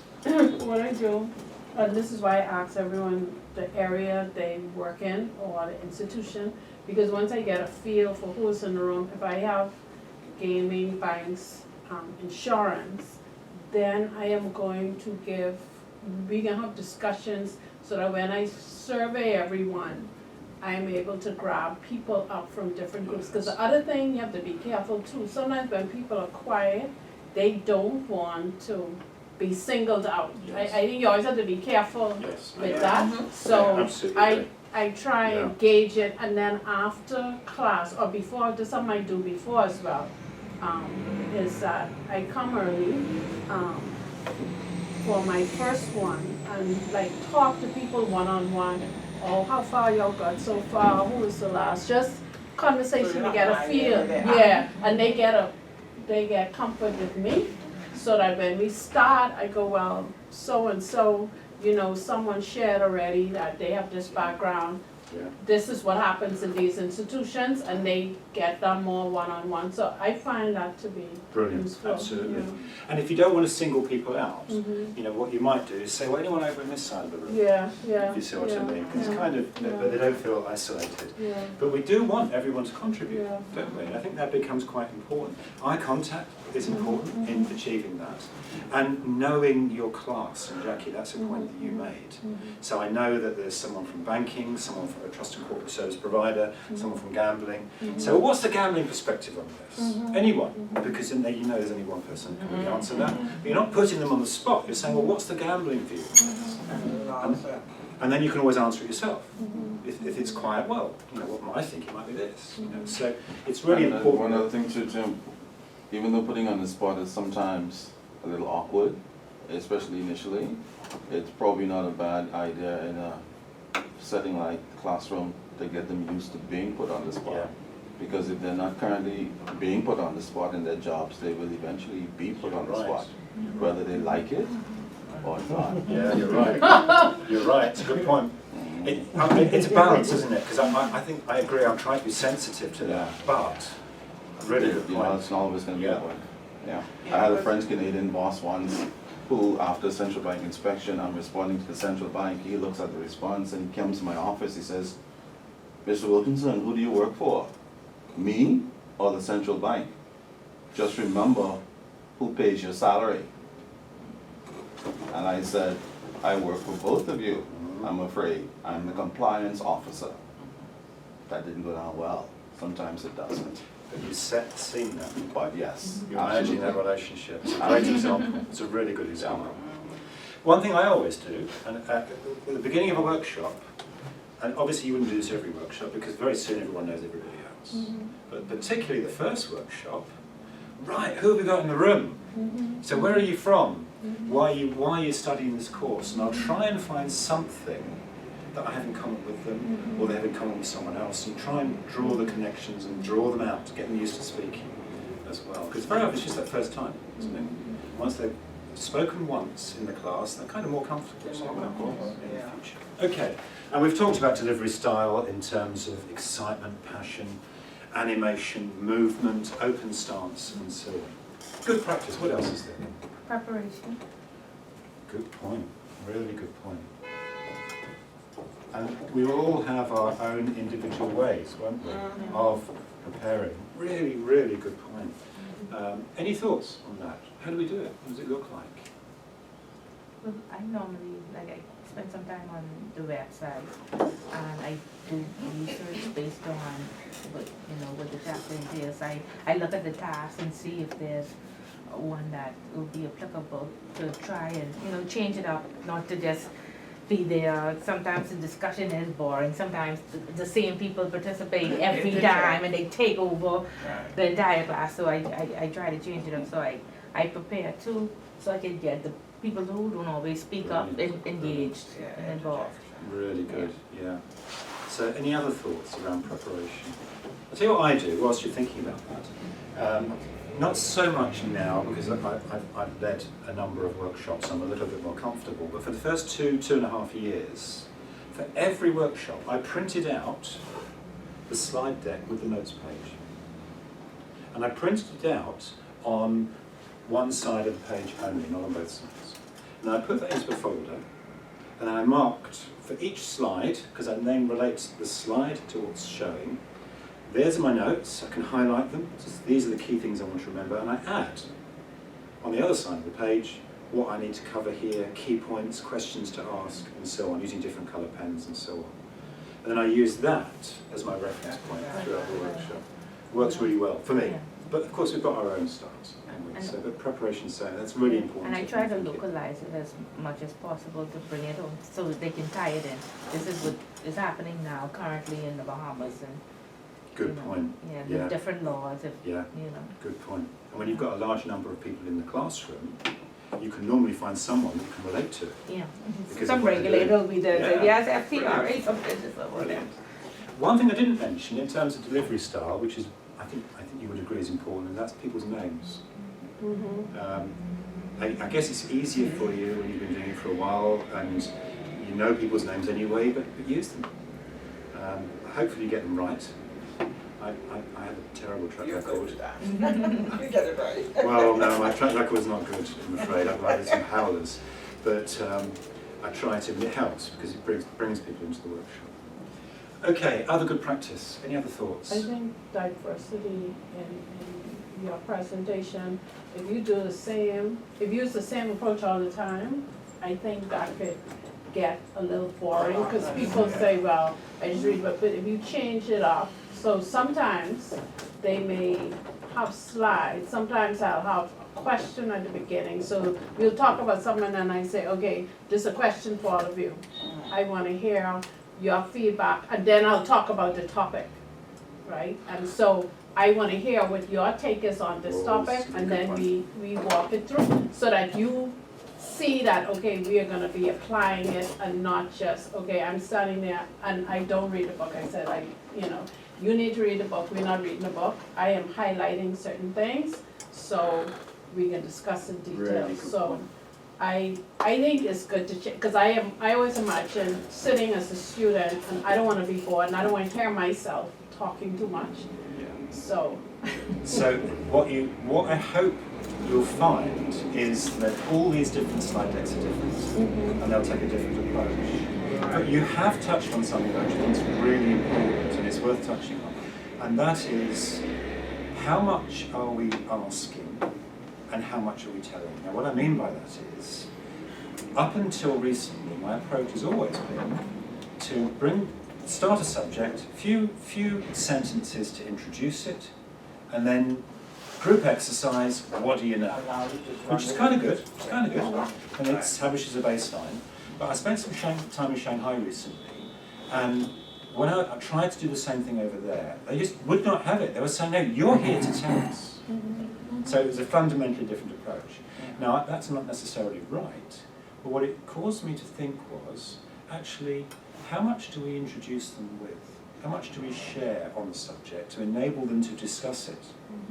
Is there a danger that if we start by asking them the questions without providing them something to think about, that all they do is share their ignorance and it just gets confusing? Now, that's a balance that we find. I think a lot of the time, people have got a fairly good idea already. They've got some understanding. So it kind of works well to put an exercise at the beginning, asking them what they know. But sometimes actually we need to just share a little bit before. What do you think? I mean, does I that think make it sense? depends on the numbers of your class. Yeah. That's like what she said. Yeah. Like normally, once you would have gone around your class and figured out who works where, which industry, Yeah. the seniority, the the levels, the experiences, then you can say this class isn't ready to just go with a group exercise. Maybe Yeah. I need to give them a bit more first, Absolutely. because you have a lot of people who are not in the industry presently. And so they would need you to kind of prime them a little before you can put them in groups to work together. Yeah. So it all depends on the makeup of your So, class. so when you look at the slide decks that you'll be seeing, please change them, make them work for you. You may feel, you know what, we're not going to do the group exercise there, we're going to do it here, because it makes more sense for this group of people. But make it your own. You don't feel you have to use that slide deck as it is. It's there to help you, not make your life difficult, if you see what I mean. Is that okay? I mean, if we can agree with that. Really good point though, thank you for raising it. Any other thoughts around good practice? I've got some things I want to go through with you, but before we come to that, if not, then let me just recover my board. And let's click through some of these. And as I say, these are contained in the guidance. So we've talked about this. There needs to be a balance between tell and discuss. And really it's more this. It's more this. People will eventually just switch off. In fact, it may not be eventually. It might be pretty much straight away that they'll switch off. Group discussion we've talked about.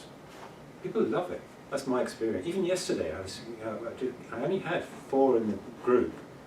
And I split into 2 groups of 2, and I said, look, talk about this. And they were buzzing, they loved it, and I'm sure you find the same thing.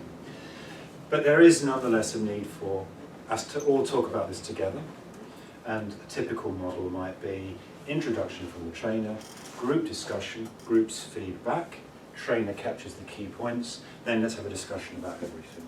What do you think about what the group just said? Do you agree with it, and so on? But it's not always like that, but that's a typical approach. Activities. So the activity I did that I mentioned a few minutes ago, I did yesterday, give the students $1 million, ask them to launder it. You know, those sorts of things are good fun. So I hope that we'll be able to weave that into the workshop slide decks for you to use, and similar activities in the future. Question style. So what's this getting at? Good practice around the questions style. So can I give you an example? Is that right, Farida? Well, you're going to say yes or no. Well, that kind of closes it down. So open questions, you know. So I suppose another way of doing that would be to say, the statement that I've just made, to what extent do you feel that's accurate? Because it's asking for more than a yes or a no. So open questions. So I take it we're all familiar with the idea of open questions. You know, why? So important, isn't it? So easy. When someone says something, you just simply say, well, why? So easy, and now you've taken the discussion to another level, haven't you? So, but we're familiar with that. Listening without interruption, this is really hard. I don't know if you find it hard, but when a student is saying something and you know that they're wrong, you still need to let them say it. Finish. Don't cut them off, you know, because they might actually bring themselves round to being right. Sometimes you have to stop other students from cutting them off. Oh, Even yes. the person, you have Yes. to like, okay, we can, let's hear what, and then you speak after that, because they already know that's not right, da da da. I said, no. Yeah?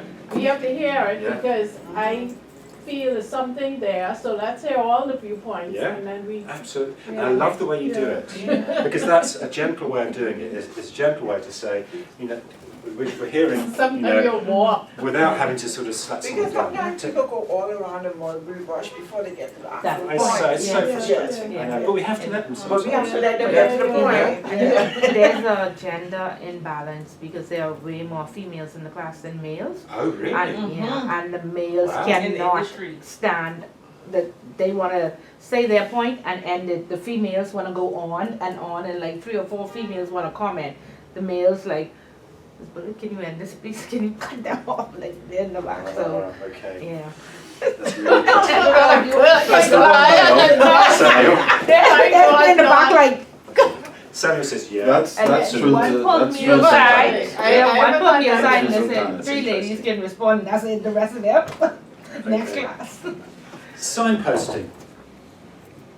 So again, this is all contained in the document that you're going to be sent, so I encourage you to go through it after today. But signposting, what do we mean by that?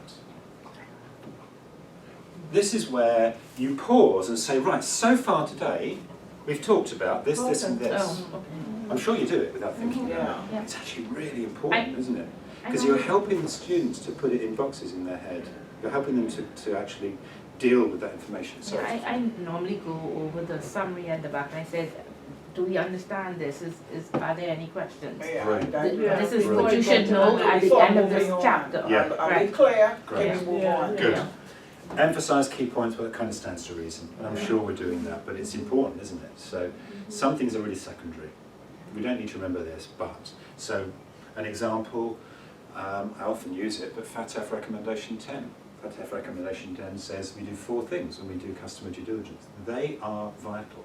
If you understand that, then everything else becomes clear because you can put it into that framework. That's a key point, and I will emphasise it, I will write it, and then I'll come back to it later in the workshop. So, and I'll say, what were those 4 points again? And now the students are bringing it to mind, so it's helping them to remember, but they're also seeing this must be really important, because I've talked about it twice now. Use of names we talked about, checking understanding. So again, I'm sure we do it without thinking about it, but so can you just summarise what we've talked about, for instance? That's a way of just checking, have they actually understood it, or are they nodding that it's not going on? And sometimes you can see it in the face, can't you? You're thinking, no, you're not getting this. I know you're nodding, but you're Yeah, really we're not waiting for getting it, this. it's close to the time to go, so, yeah, that's hurry, that's not time, but Yeah. you go. Yeah. So check understanding. Pounce and bounce. Have you come across this?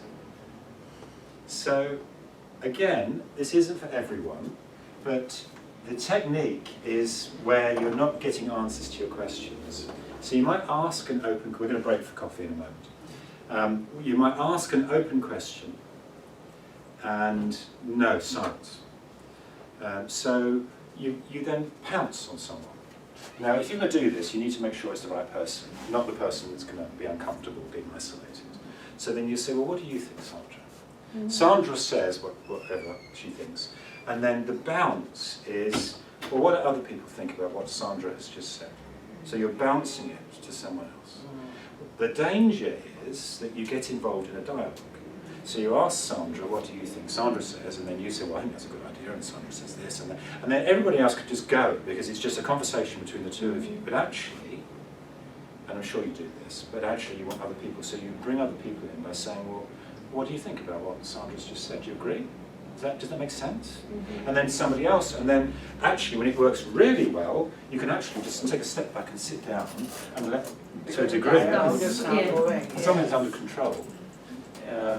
Okay, so pounds and bouts is kind of useful. What else? Monitoring energy levels. Oh, this is so important. And I'm sure we do it without realising. But when it's coming up to going home time, Yeah. Or eating time. or like, eating time, yeah? Yeah. Like So- their ads just turn off and it's like, I ain't know what you're saying. Okay, you know what, we need a break, let's take a Yeah. 5-minute break, Brilliant. you Absolutely know, right. make some coffee, Absolutely you right. know, stretch your legs, Okay. we're gonna return in 5 minutes. Absolutely.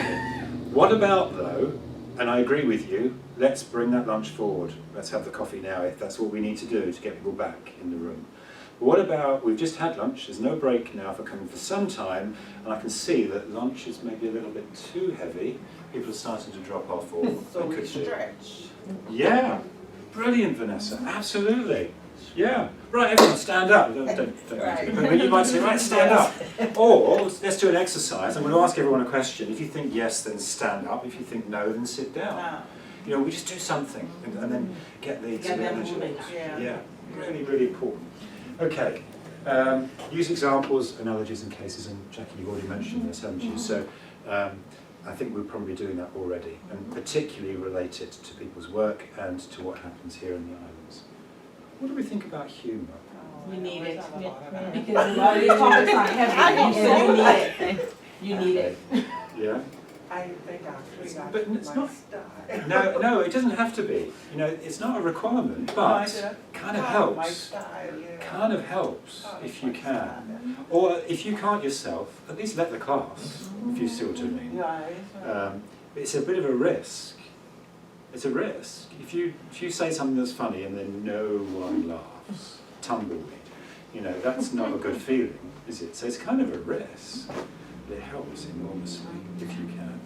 I think in this culture, we just have certain analogies, like certain examples, certain things we can say, And and you get any laughter. Bahamian generally would get it. And so you just have to think about your jokes or your examples that you can, you know, infect some humor into the class that everybody pretty much will get, especially if it's something that's going viral at the moment. Yeah. That's But it's appropriate going for, you know, they get it, be like, and then it kind of brings everybody back to, oh, energy level is It's back important up. that it's culture related. Yeah. Yeah. If it's a Syrian joke, you may Yeah. not go too far with that. Nobody knows what you're talking about. I could use it like Unless you're talking to people who understand Syrian jokes. I did a workshop on etiquette in the workplace. Oh, really? And I was dealing with teachers. And I said to them, when you go to school, you leave Cleveland home. That Cleveland does not belong in the classroom. And of course, all the girls, all of them, they started laughing because they wear these low cut, with all the bosom showing them. So I was saying, leave that Cleveland home, you know? So they caught on right away and they said, yeah. And then the male teacher said, yeah, we don't want to look at You need Cleveland. to send me that. Yeah. I'm going to Side do this. note. And Yes. yeah, you know, I said, do not take Cleveland to your class. Leave, you know. And so I injected the humor, and I think Miguel lost for going there. I had a good review. That's good. Positive reinforcement. So we've talked about this. You know, it's where you say, that's a really, really good point. We do that Right, naturally. right. We do, but some of us actually, we might be slightly drier in ourselves. It may not be our style. Right, But actually, I think it's quite important that we tell people, you know, you were absolutely right. That's a really good point. right. Thank you. Or, You know, sometimes I say, oh, I never looked at it that way. That's Yeah. one way of looking Use at of it. props. So don't discount this. It's not going to be something you do all the time. But I sometimes bring in a copy of the legislation and I'll wave it around. I won't actually look at it. It could actually just be blank pieces of paper with the copy of the relevant front page of that legislation. But the point is you're saying it's real. This legislation is real, it's a thing. It's not abstract, it's not theoretical. Look, I've even got a copy of it here. It's a real thing. We're not going to read through it, that's not the point. But you can just think about it. You may be able to use props to bring into your class, but you could argue this doesn't really lend itself to props, arguably. Unless you're going to bring in piles of money or... I mean, I think that's a good suggestion, because if I think about a prop, I might bring a file that's equivalent to account opening and said, do y'all really read this contract? Do you really read it? Right, And people flip through it because that is something that is critical to KYC. And sometimes if you get a stack of files like this, which does happen if you have a corporate client, or corporate situation or institutional client, you're gonna get a file like that. Where do you begin? So visually, that might be kind of a cool thing to do when I think about it. I'm trying to think if I do that with my accounting, not in this setting, but I think that might be useful actually. Good. All the regs, because sometimes Yeah. when you say to them, listen, the central bank guidelines is your Bible, if that's your regulator. Right. And they're like, oh yeah, we just look at the points. I said, no, you need to read the central lot bank of them guidelines just- in its entirety. Right, a lot of them So, don't read all of It's it, what, right. whatever amount of page, we're like, what? Yeah. Yeah, Yeah. you need to read it. Yeah. They don't read all of it. Movement. Yeah, that's for us, but it's also for students. They tend to be fairly static, but don't feel rooted to the spot. I'm sure you don't feel too rooted to the spot in whatever you're doing. I've realised I move too much and I'm having to stop myself because I get carried away and I wave my arms around and I'm too animated, and that isn't necessarily helpful. But actually it's a good thing to move. It shows that you're controlling your space, you're comfortable in it, and that helps the students to be comfortable. We talked about signposting, summing up's kind of in the same space, isn't it? Okay, so is this a good time to break for a cup of coffee? Yeah. What we're going to do now is we're going to talk briefly about poor practice, we're going to talk about how we deal with difficult students, we're going to talk about how we deal with PowerPoint, and then I'm going to invite you to lead us in anything that you feel comfortable with for 10 minutes. So you might want to start thinking about what you want to do. So it could be anything. So when I say lead us, I mean take a particular issue and interact with us as if we were a class and lead us through that issue. So let me give you an example. If it was me, I might, and you can use anything you want and you can use the same things, it doesn't matter. But I might say, right, let's look at money laundering. So I'm going to talk for 2 minutes to introduce money laundering. I'm going to talk about it conceptually, why it matters.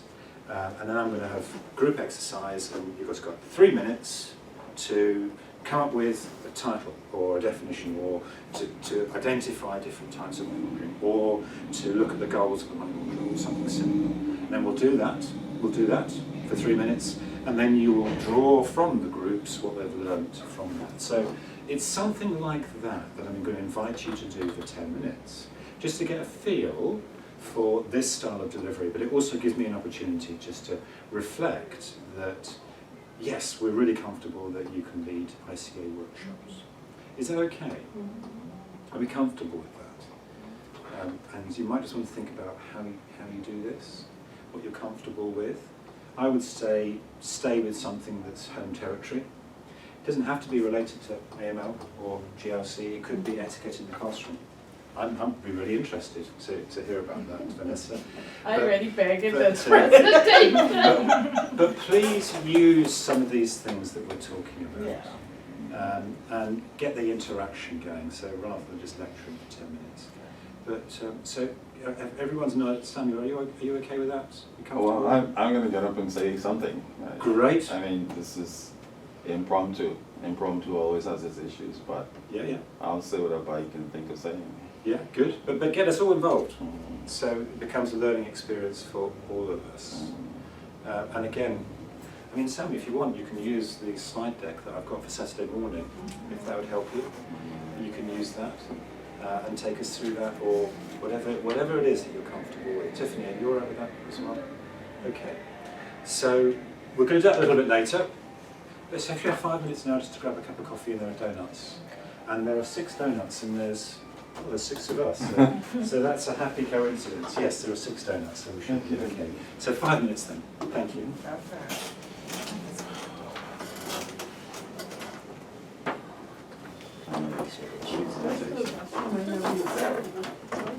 Okay, go up.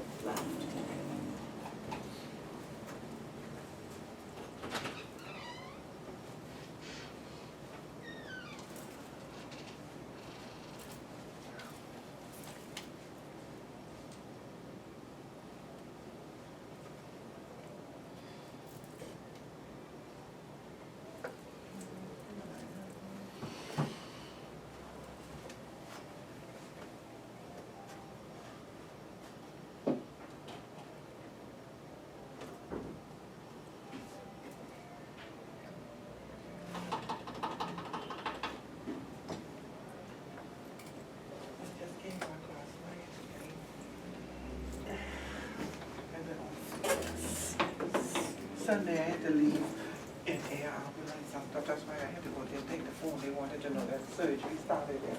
Some of the family didn't know I came back last night. Great stuff so far. Nice to Good. So you, the very beginning, all you missed was giving an overview of the day, or looking at the timings. I think we looked at that back by 9:30. And I talked about why the changes are taking place and the nature of those changes. This is at the answer. Yeah. So this is just about ensuring consistency in the way in which our qualifications are being delivered and the workshops. And I hope also providing more support. I think we probably could have provided more support in the past. Yeah. And we're hoping to put that right. If that makes sense. No. But, good. I think that's a good idea. Good. Well, I'm grateful.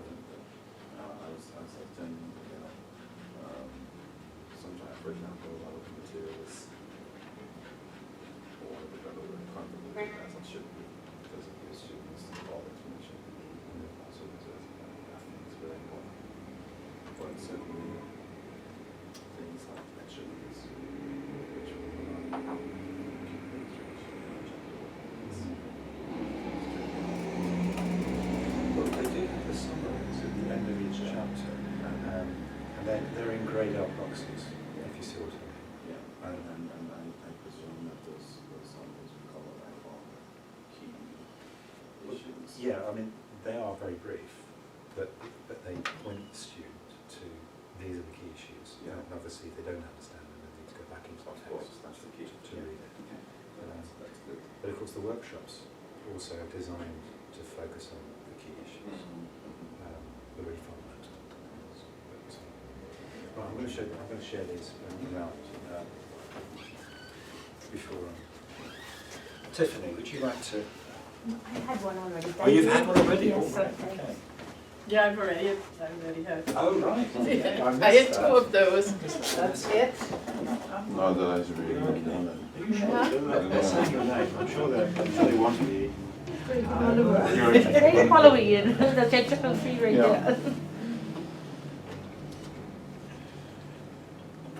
When I was young, I didn't think about it. So I'll eat it. You get a certain age, and I'm like, oh my Yeah, God, that's so then-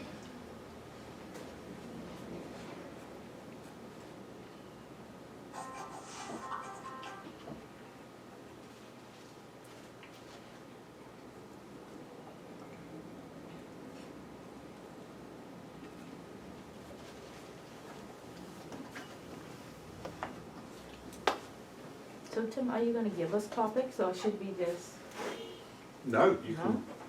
Whatever you're comfortable with. okay? It doesn't have to be related to anything that we recognise. Might be something brand new. Scuba diving. Whatever. Okay.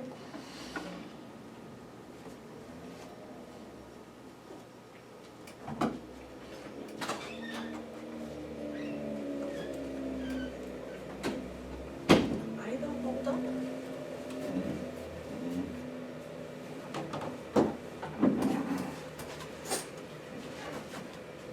Have you had a donut? I had one already. Thank you.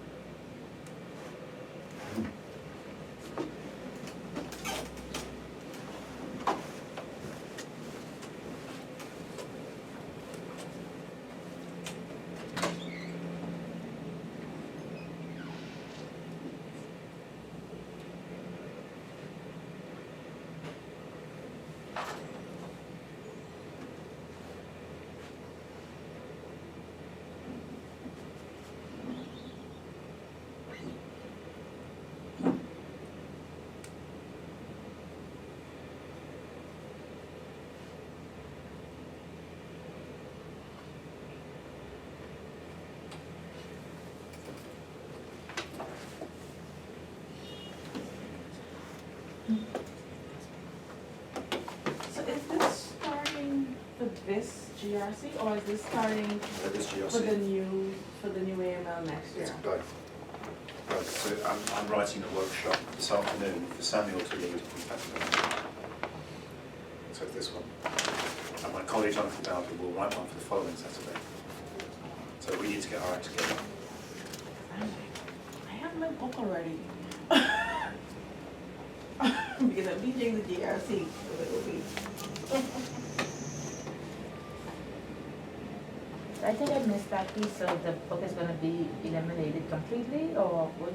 No, the book's still very You have important. the book, Okay. but Manual, yeah. the manual, but you're gonna be teaching using The the slides? slides. Oh. Because normally, you know, we go by this. Yeah, Right, so, but you're gonna be using the slides to do your workshops, okay.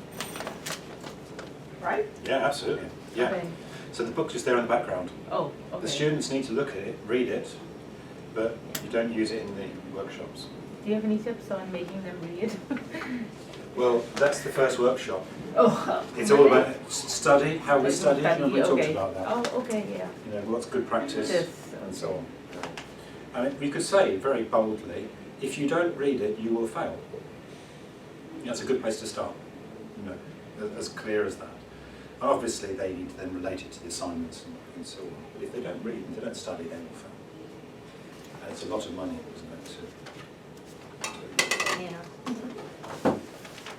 So the timing is going to be reworked as well then, because these are more, this was more than 40 in the sessions based on my. Actually, I had a quick look through and it wasn't far off, actually. When you factored in breaks.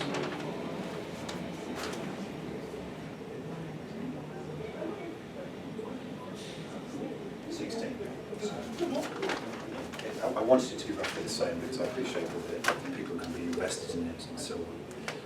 But it would be 14 instead of 16. I think the AML one is shorter, actually. Okay, Maybe because it's this time is GRC.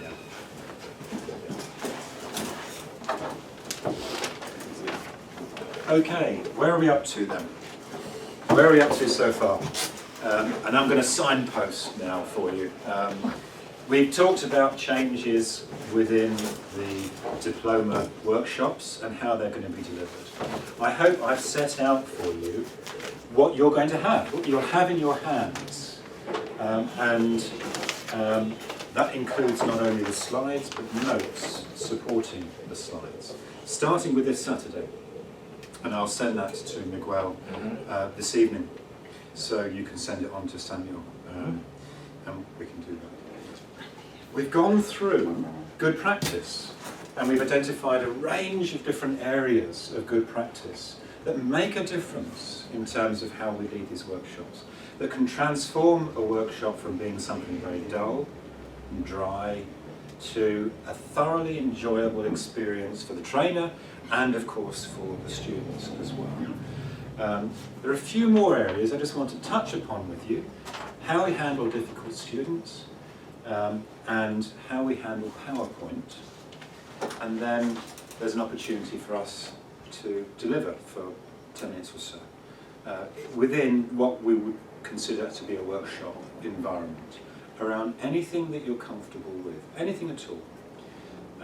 And those that are most comfortable, I'd like to go first, so to give those that perhaps are less, a little bit more time to consider.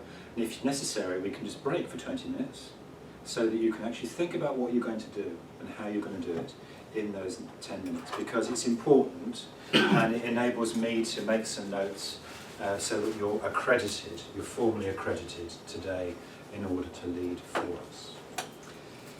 So if we need 20 minutes to break, so you can prepare, we'll talk about that in a few minutes. In the meantime, poor practice, difficult students, we've talked about some, haven't we?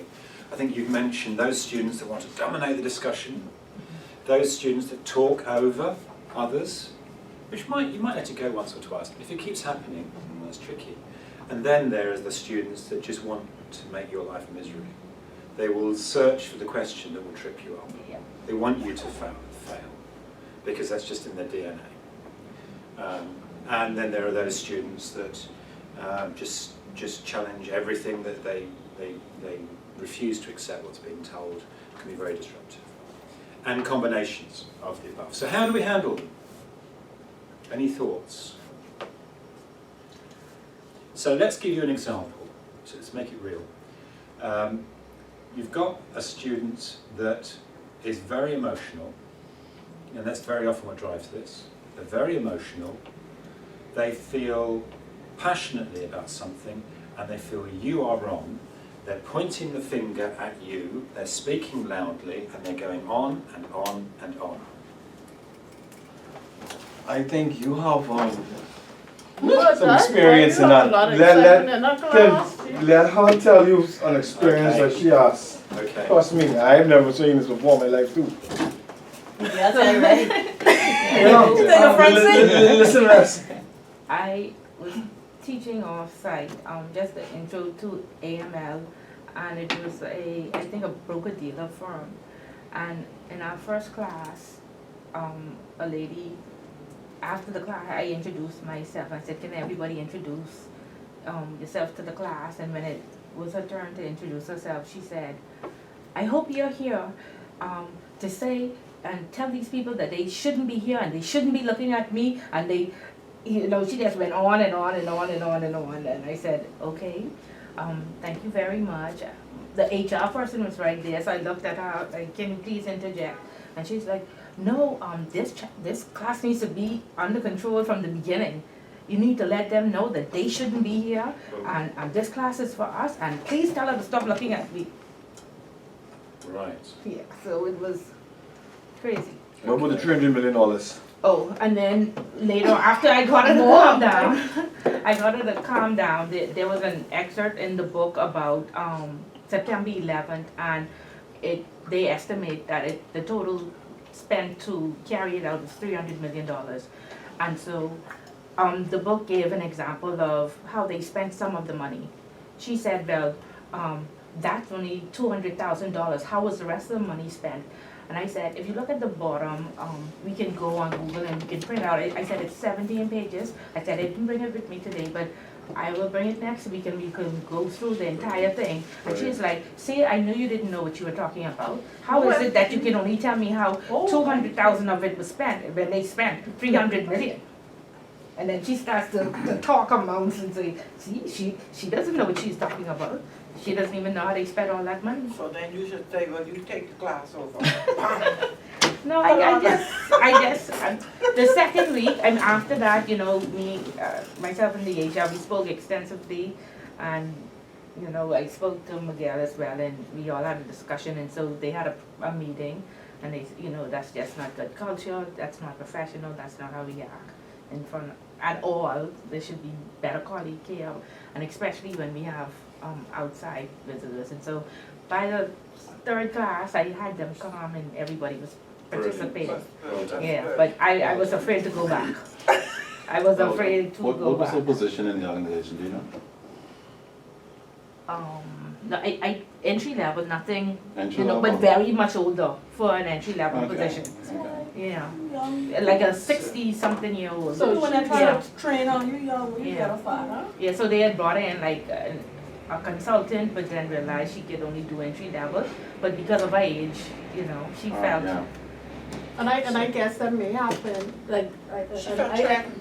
yeah, because, like, that's why when you were saying it, I was like, well, I don't know if Deborah probably hasn't fooled anyone yet, me, but one thing that I do at the beginning when I teach, I introduce myself, but not in a way I'm running down a whole bunch of credentials, but to say why, like you were talking about the passion, why this is something near and dear to me, and why I feel it's so important in my years in the industry, because that kind of set the tone that I am not here just because I get paid and I'm passing through or something like that, but I am invested in this, and I've done, Passionate about it. yeah, and I've done the work, Brilliant. exactly, because I think that sets people off who want a challenge, that, okay, you need to have your game together, because Bring your A game. because I am, you know, this my thing, this my baby, so I find that helps. I don't know what they did, because I know with organizations, sometimes they don't set that stage, right, they bring you to solve their problems. Yes, everybody was Oh, I'm shocked. so looking at me. Everybody was, yeah, please tell them to stop looking at me, you know. Okay, so can Sorry. I share what I would have done, but I'm not saying this is right. We would all bring our own approaches, genuinely. Right. We'll have our own way of approaching this. But I think it's useful just to talk about it, because you've shared brilliantly what you did, and I think absolutely right, really, really impressive. If it was me, if I had a student that was aggressively saying, well, that's just 200 out of the 300,000, what about the rest? You know what's going on. What's going on is they're finding something to challenge you. They've got an agenda. There's something in the background. Doesn't matter what it is.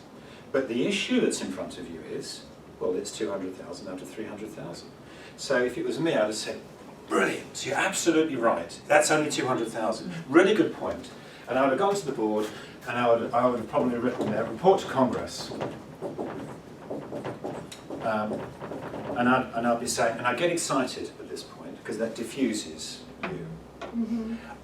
So I'd say, do you know what, after that 9/11 attack, there was a report that was made upon Congress that broke down that $300,000 and how it was spent. It talked about all sorts of things. It talked about honey from Yemen and touched on this and that and the other. And the answer to your question is contained in that report to Congress. Can I leave it with you? So I'll be really interested. Can you have a look at that? Would you be good enough to bring it up when we next meet? And if you're not happy with that, okay, that's not a problem, don't worry. But anybody else?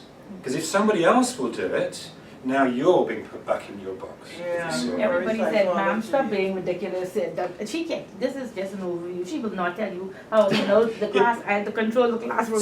So the danger is there that if you let the class slap her down, okay, well, it will have controlled the situation, but you won't have won her over.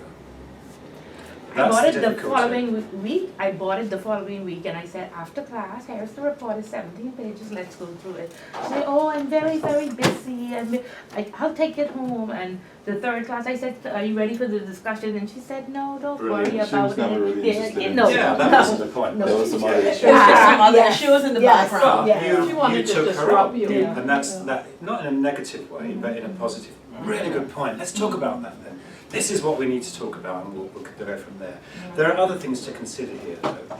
What you might do is say, if she keeps pushing something, you might say, really grateful that you've made that point. Can I suggest, though, that we move on for now, but can we just talk about this over the break? Are you comfortable with that? Because I'm sure I've got answers to your questions. That might help. If that doesn't do it, you might need to continue escalating it, and what you're doing, you're escalating in your brain. You've gone through the options with her, and eventually you might have to say, I'm going to have to close you down, I'm really sorry. I'm going to have to close you down. We'll talk about it in the next break, but you do appreciate that we've got so much to cover today. Do you understand the issue there, and so on, but you're escalating it in your brain. None of it's easy.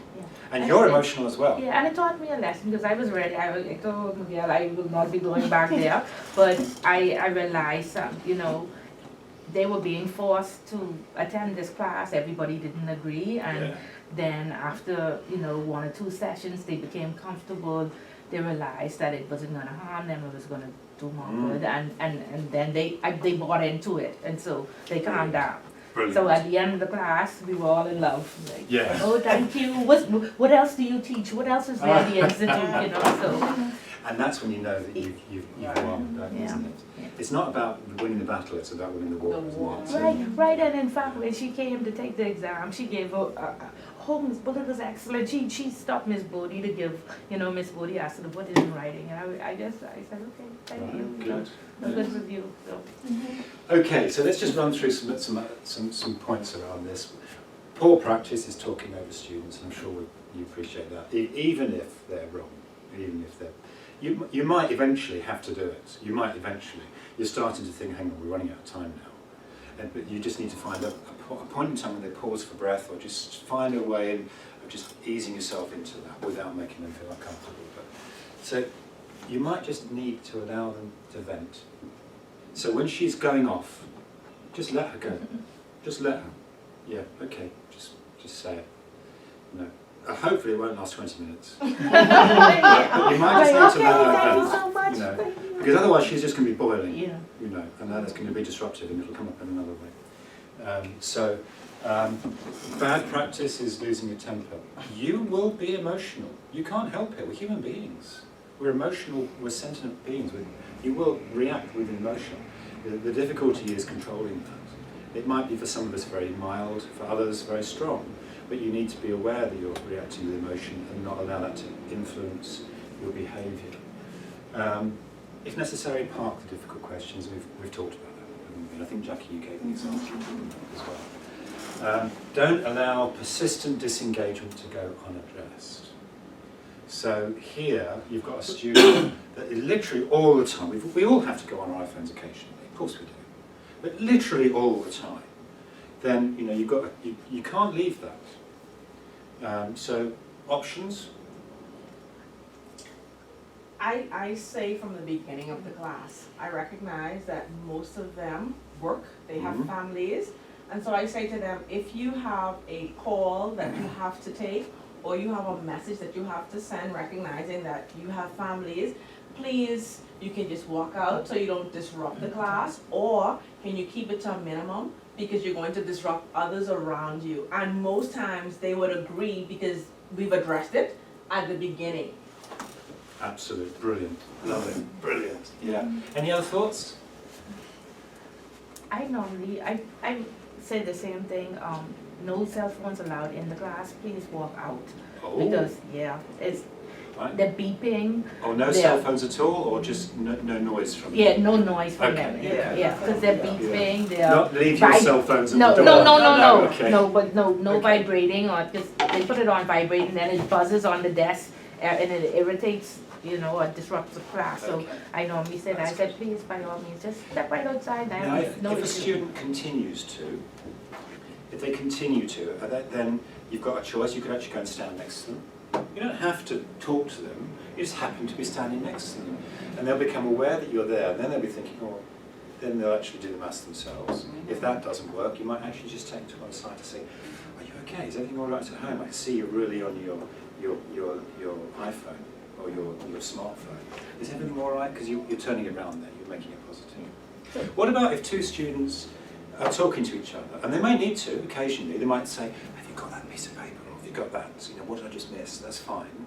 What if they persistently? I've had one group in Poland 18 months ago, two girls just giggling. What would you do with that? Not at me. I think they were just, I don't think it was at me. I hope it wasn't at me. It was just, they found things to giggle about. They were just being two girls. Well, you could. Well, I ask people to come back to the class. I said, I'll say, we have some separate conversations. Let's make sure everyone is together, because I don't want you to miss this point that we're going to discuss. Yeah. Because sometimes they are talking about what you just finished saying, because it might be Yes. an example from their work. This happened, because I actually heard Yeah. someone saying, I wonder, I said, so, if you have any ideas you want to share, because it sounds like you might have something we could share, but let's bring it back to the class, because I want us to Brilliant. stay on Yeah. track, because again, people could be sensitive that, single out or think that you're targeting them, whatever. It's just like the phone. Sometimes, I haven't had it so much with this, but I've had other classes where I said, anyway, this couple here in the front, this might hold. So all of those who disrupt this class with their phone, we collecting a toll, and this can be for Brilliant. drinks after. I like it. I So might then use they that. start laughing because I they might use want that. their drink, right? So it's just, I guess you get a feel for who's in the room, because that's the other piece. Sometimes you get a lot of mature people. Sometimes it's more younger, so you kind of could take the temperature and say, well, this is how I could interact with this crew versus someone else. But it So, just depends. It all makes really Yeah. good sense, thank you. I mean, I might well use the right, put something in front of the class there, and that's £1, Yeah. or $1 or whatever your going rate is. One thing you might want to consider is, actually, is this to do with me? So people are starting to chat. Is it because the energy levels are dropping? People are distracted. Do I need to step it up? So I had this in one workshop recently, back in Shanghai actually. It was a really large, challenging workshop. I had 65 people in the room, and they were all senior and didn't want to be there. It was really challenging. And I sensed it was getting away from me. I could just sense it was getting away from me. So I changed the order of what I was doing. On the hoof, I said, right, we're going to do an exercise. Everyone stand up. And then we did an exercise where I asked them to identify when they become suspicious. and those that were suspicious were sitting down. And very soon, I had their full attention. And when they sat down afterwards, all those disruptions just faded away, and I had them again, if you see what I mean. But you might need to actually think, is it me that's the problem here, or is it them that's the problem? If you've got great attention from everybody else, but two people over here are still chatting to each other, I might actually go and lead the workshop from over here for a little while. You see what I mean? Because that will, again, cause them to think, well, hang on.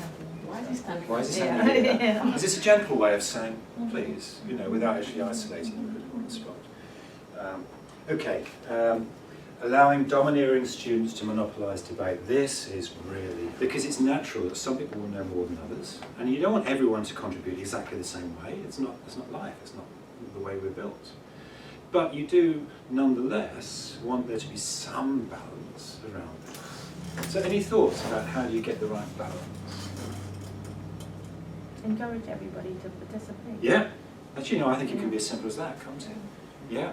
So you might say, look, well, brilliant, this is so useful, we've heard from this side of the class. Tell you what about someone from this side of the class? What do we think over here, or vice versa? Or you might say, has anyone got a perspective from the gambling sector? Or I'd say, does everyone agree? I said, Yeah. I have some concerns with that, so does everyone agree? And then some know, because they sense maybe that person is wrong, right? They made a suggestion that, so then they feel a little more confident, well, I'm gonna say what I said, because sometimes that domineering student might be in authority, because in some of our sessions, you have people from the regulator. So I always say, like, sometimes they sense, Off them. they're saying that, so maybe they're right. And I'm like, well, I don't know. Anyone has a different experience than that, and you get them sometimes to say, Okay, so really useful. So good practice around this, and I think we saw the example. Set the ground rules early on, make it clear. Use the entire group to manage discussion. So if you've got, Tiffany, you gave the example of one individual who's really, really strong. Another way you could handle that, she's saying, what about the other $100,000? Another way you might say is, well, has anyone else got any views? Just gently, really interesting, good question. Has anyone else got any views? Because then you might find some people actually know the answer, or you might find people gently saying, do you know what, why don't we move on? Because I'm not sure this is really helpful. And that's not you saying it, it's coming from the class. That's right. So that's kind of helping you to manage this. Sorry, Tiffany, did you want to say?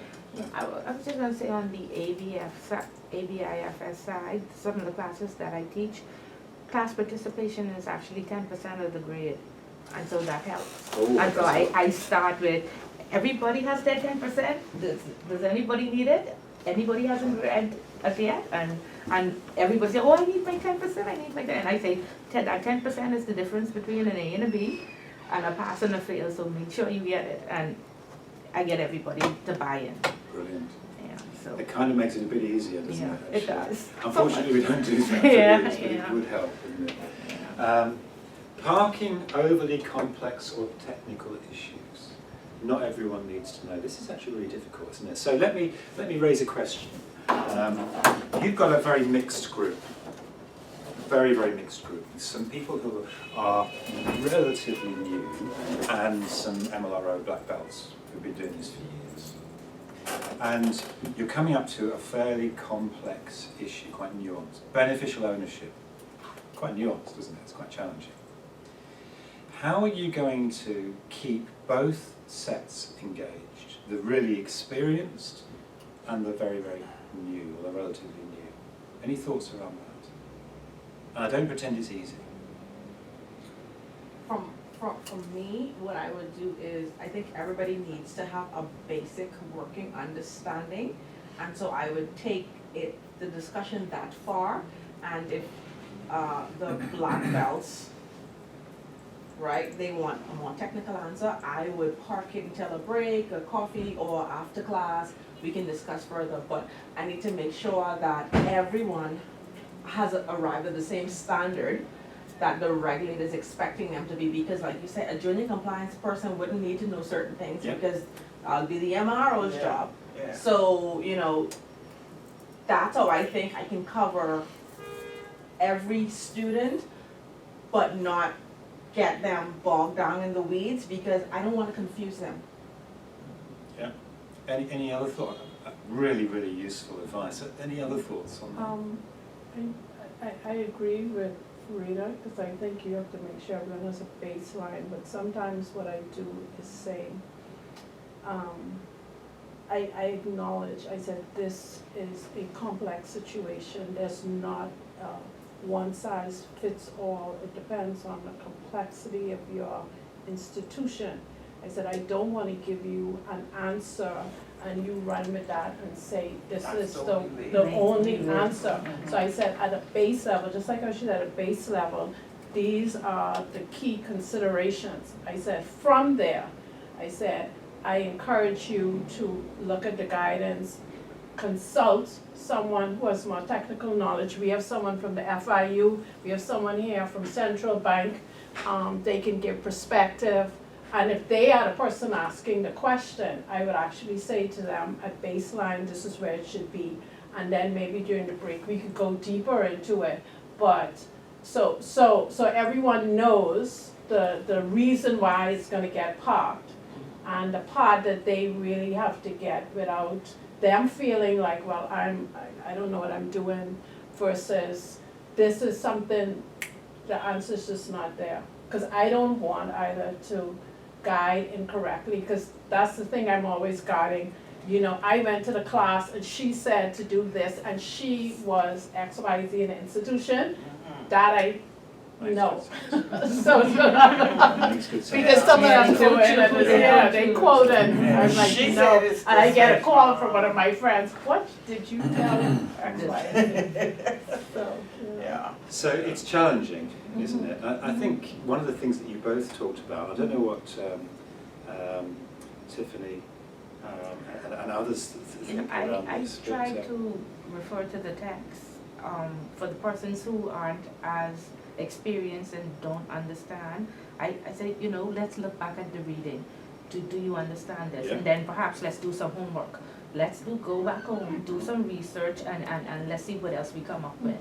Yeah. And perhaps Yeah. that can help. Again, it's just the basics. Isn't it? Yeah, Get yeah. the Read the basics text. right. Let's understand the And sometimes text. people who are the black belt Mhm. actually lose touch with the basics. exactly, Yeah. exactly. Because they're over here, and Yeah, actually they've yeah. lost touch with, well, what's the key thing here?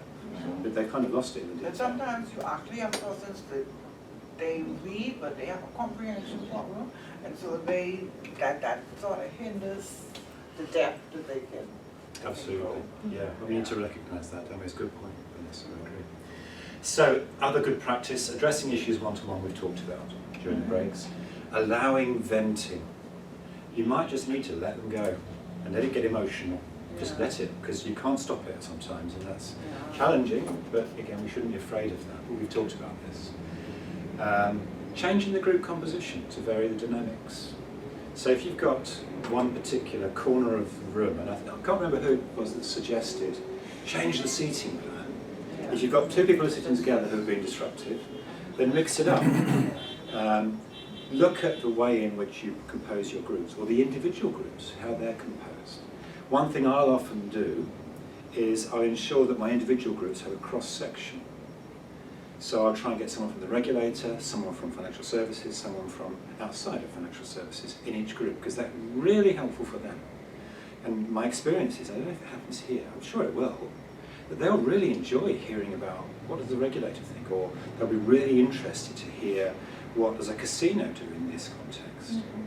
So it actually helps them, and it helps you because you get a much more balanced response from the groups. Engaging the quieter and less engaged students we've talked about as well. So to finish off, and in a moment we're going to break for a few minutes to allow you to prepare for your 10-minute session.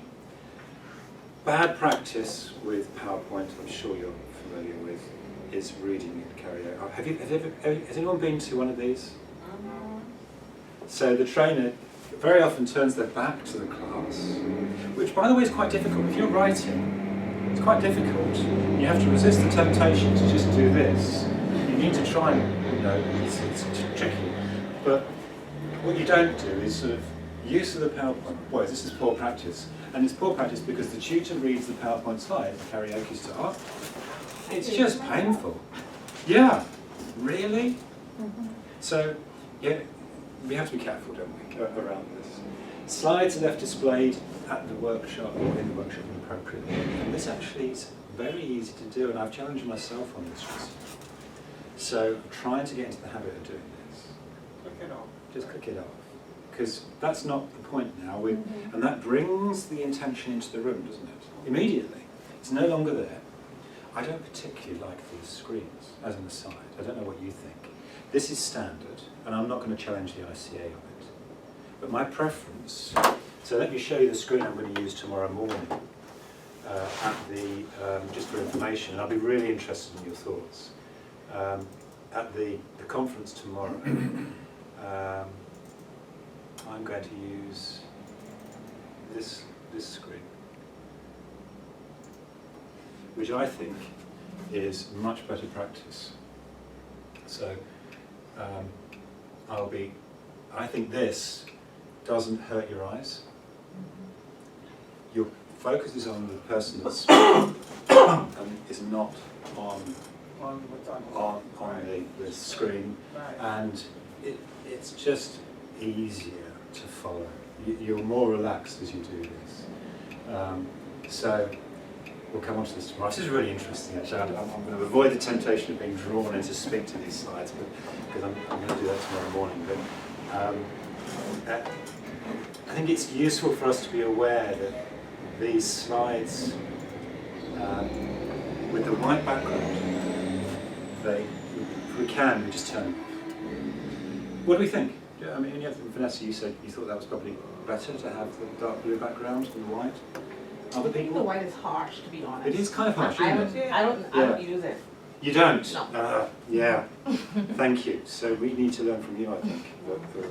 It just depends, I think, and this is, I guess it's piece of preparation, the room you're gonna be in, how your slides look up on the screen, because sometimes it could vary, and you're thinking it's so amazing, and then you come in a room and that is horrible, Doesn't and you're work. like, Yes. And then what the am I gonna if do? person's glasses with the Exactly. transition, it's only Yeah. it's fine for me because I have the transition, so. Because Yeah. more mature eyes may not necessarily be interested in too much color.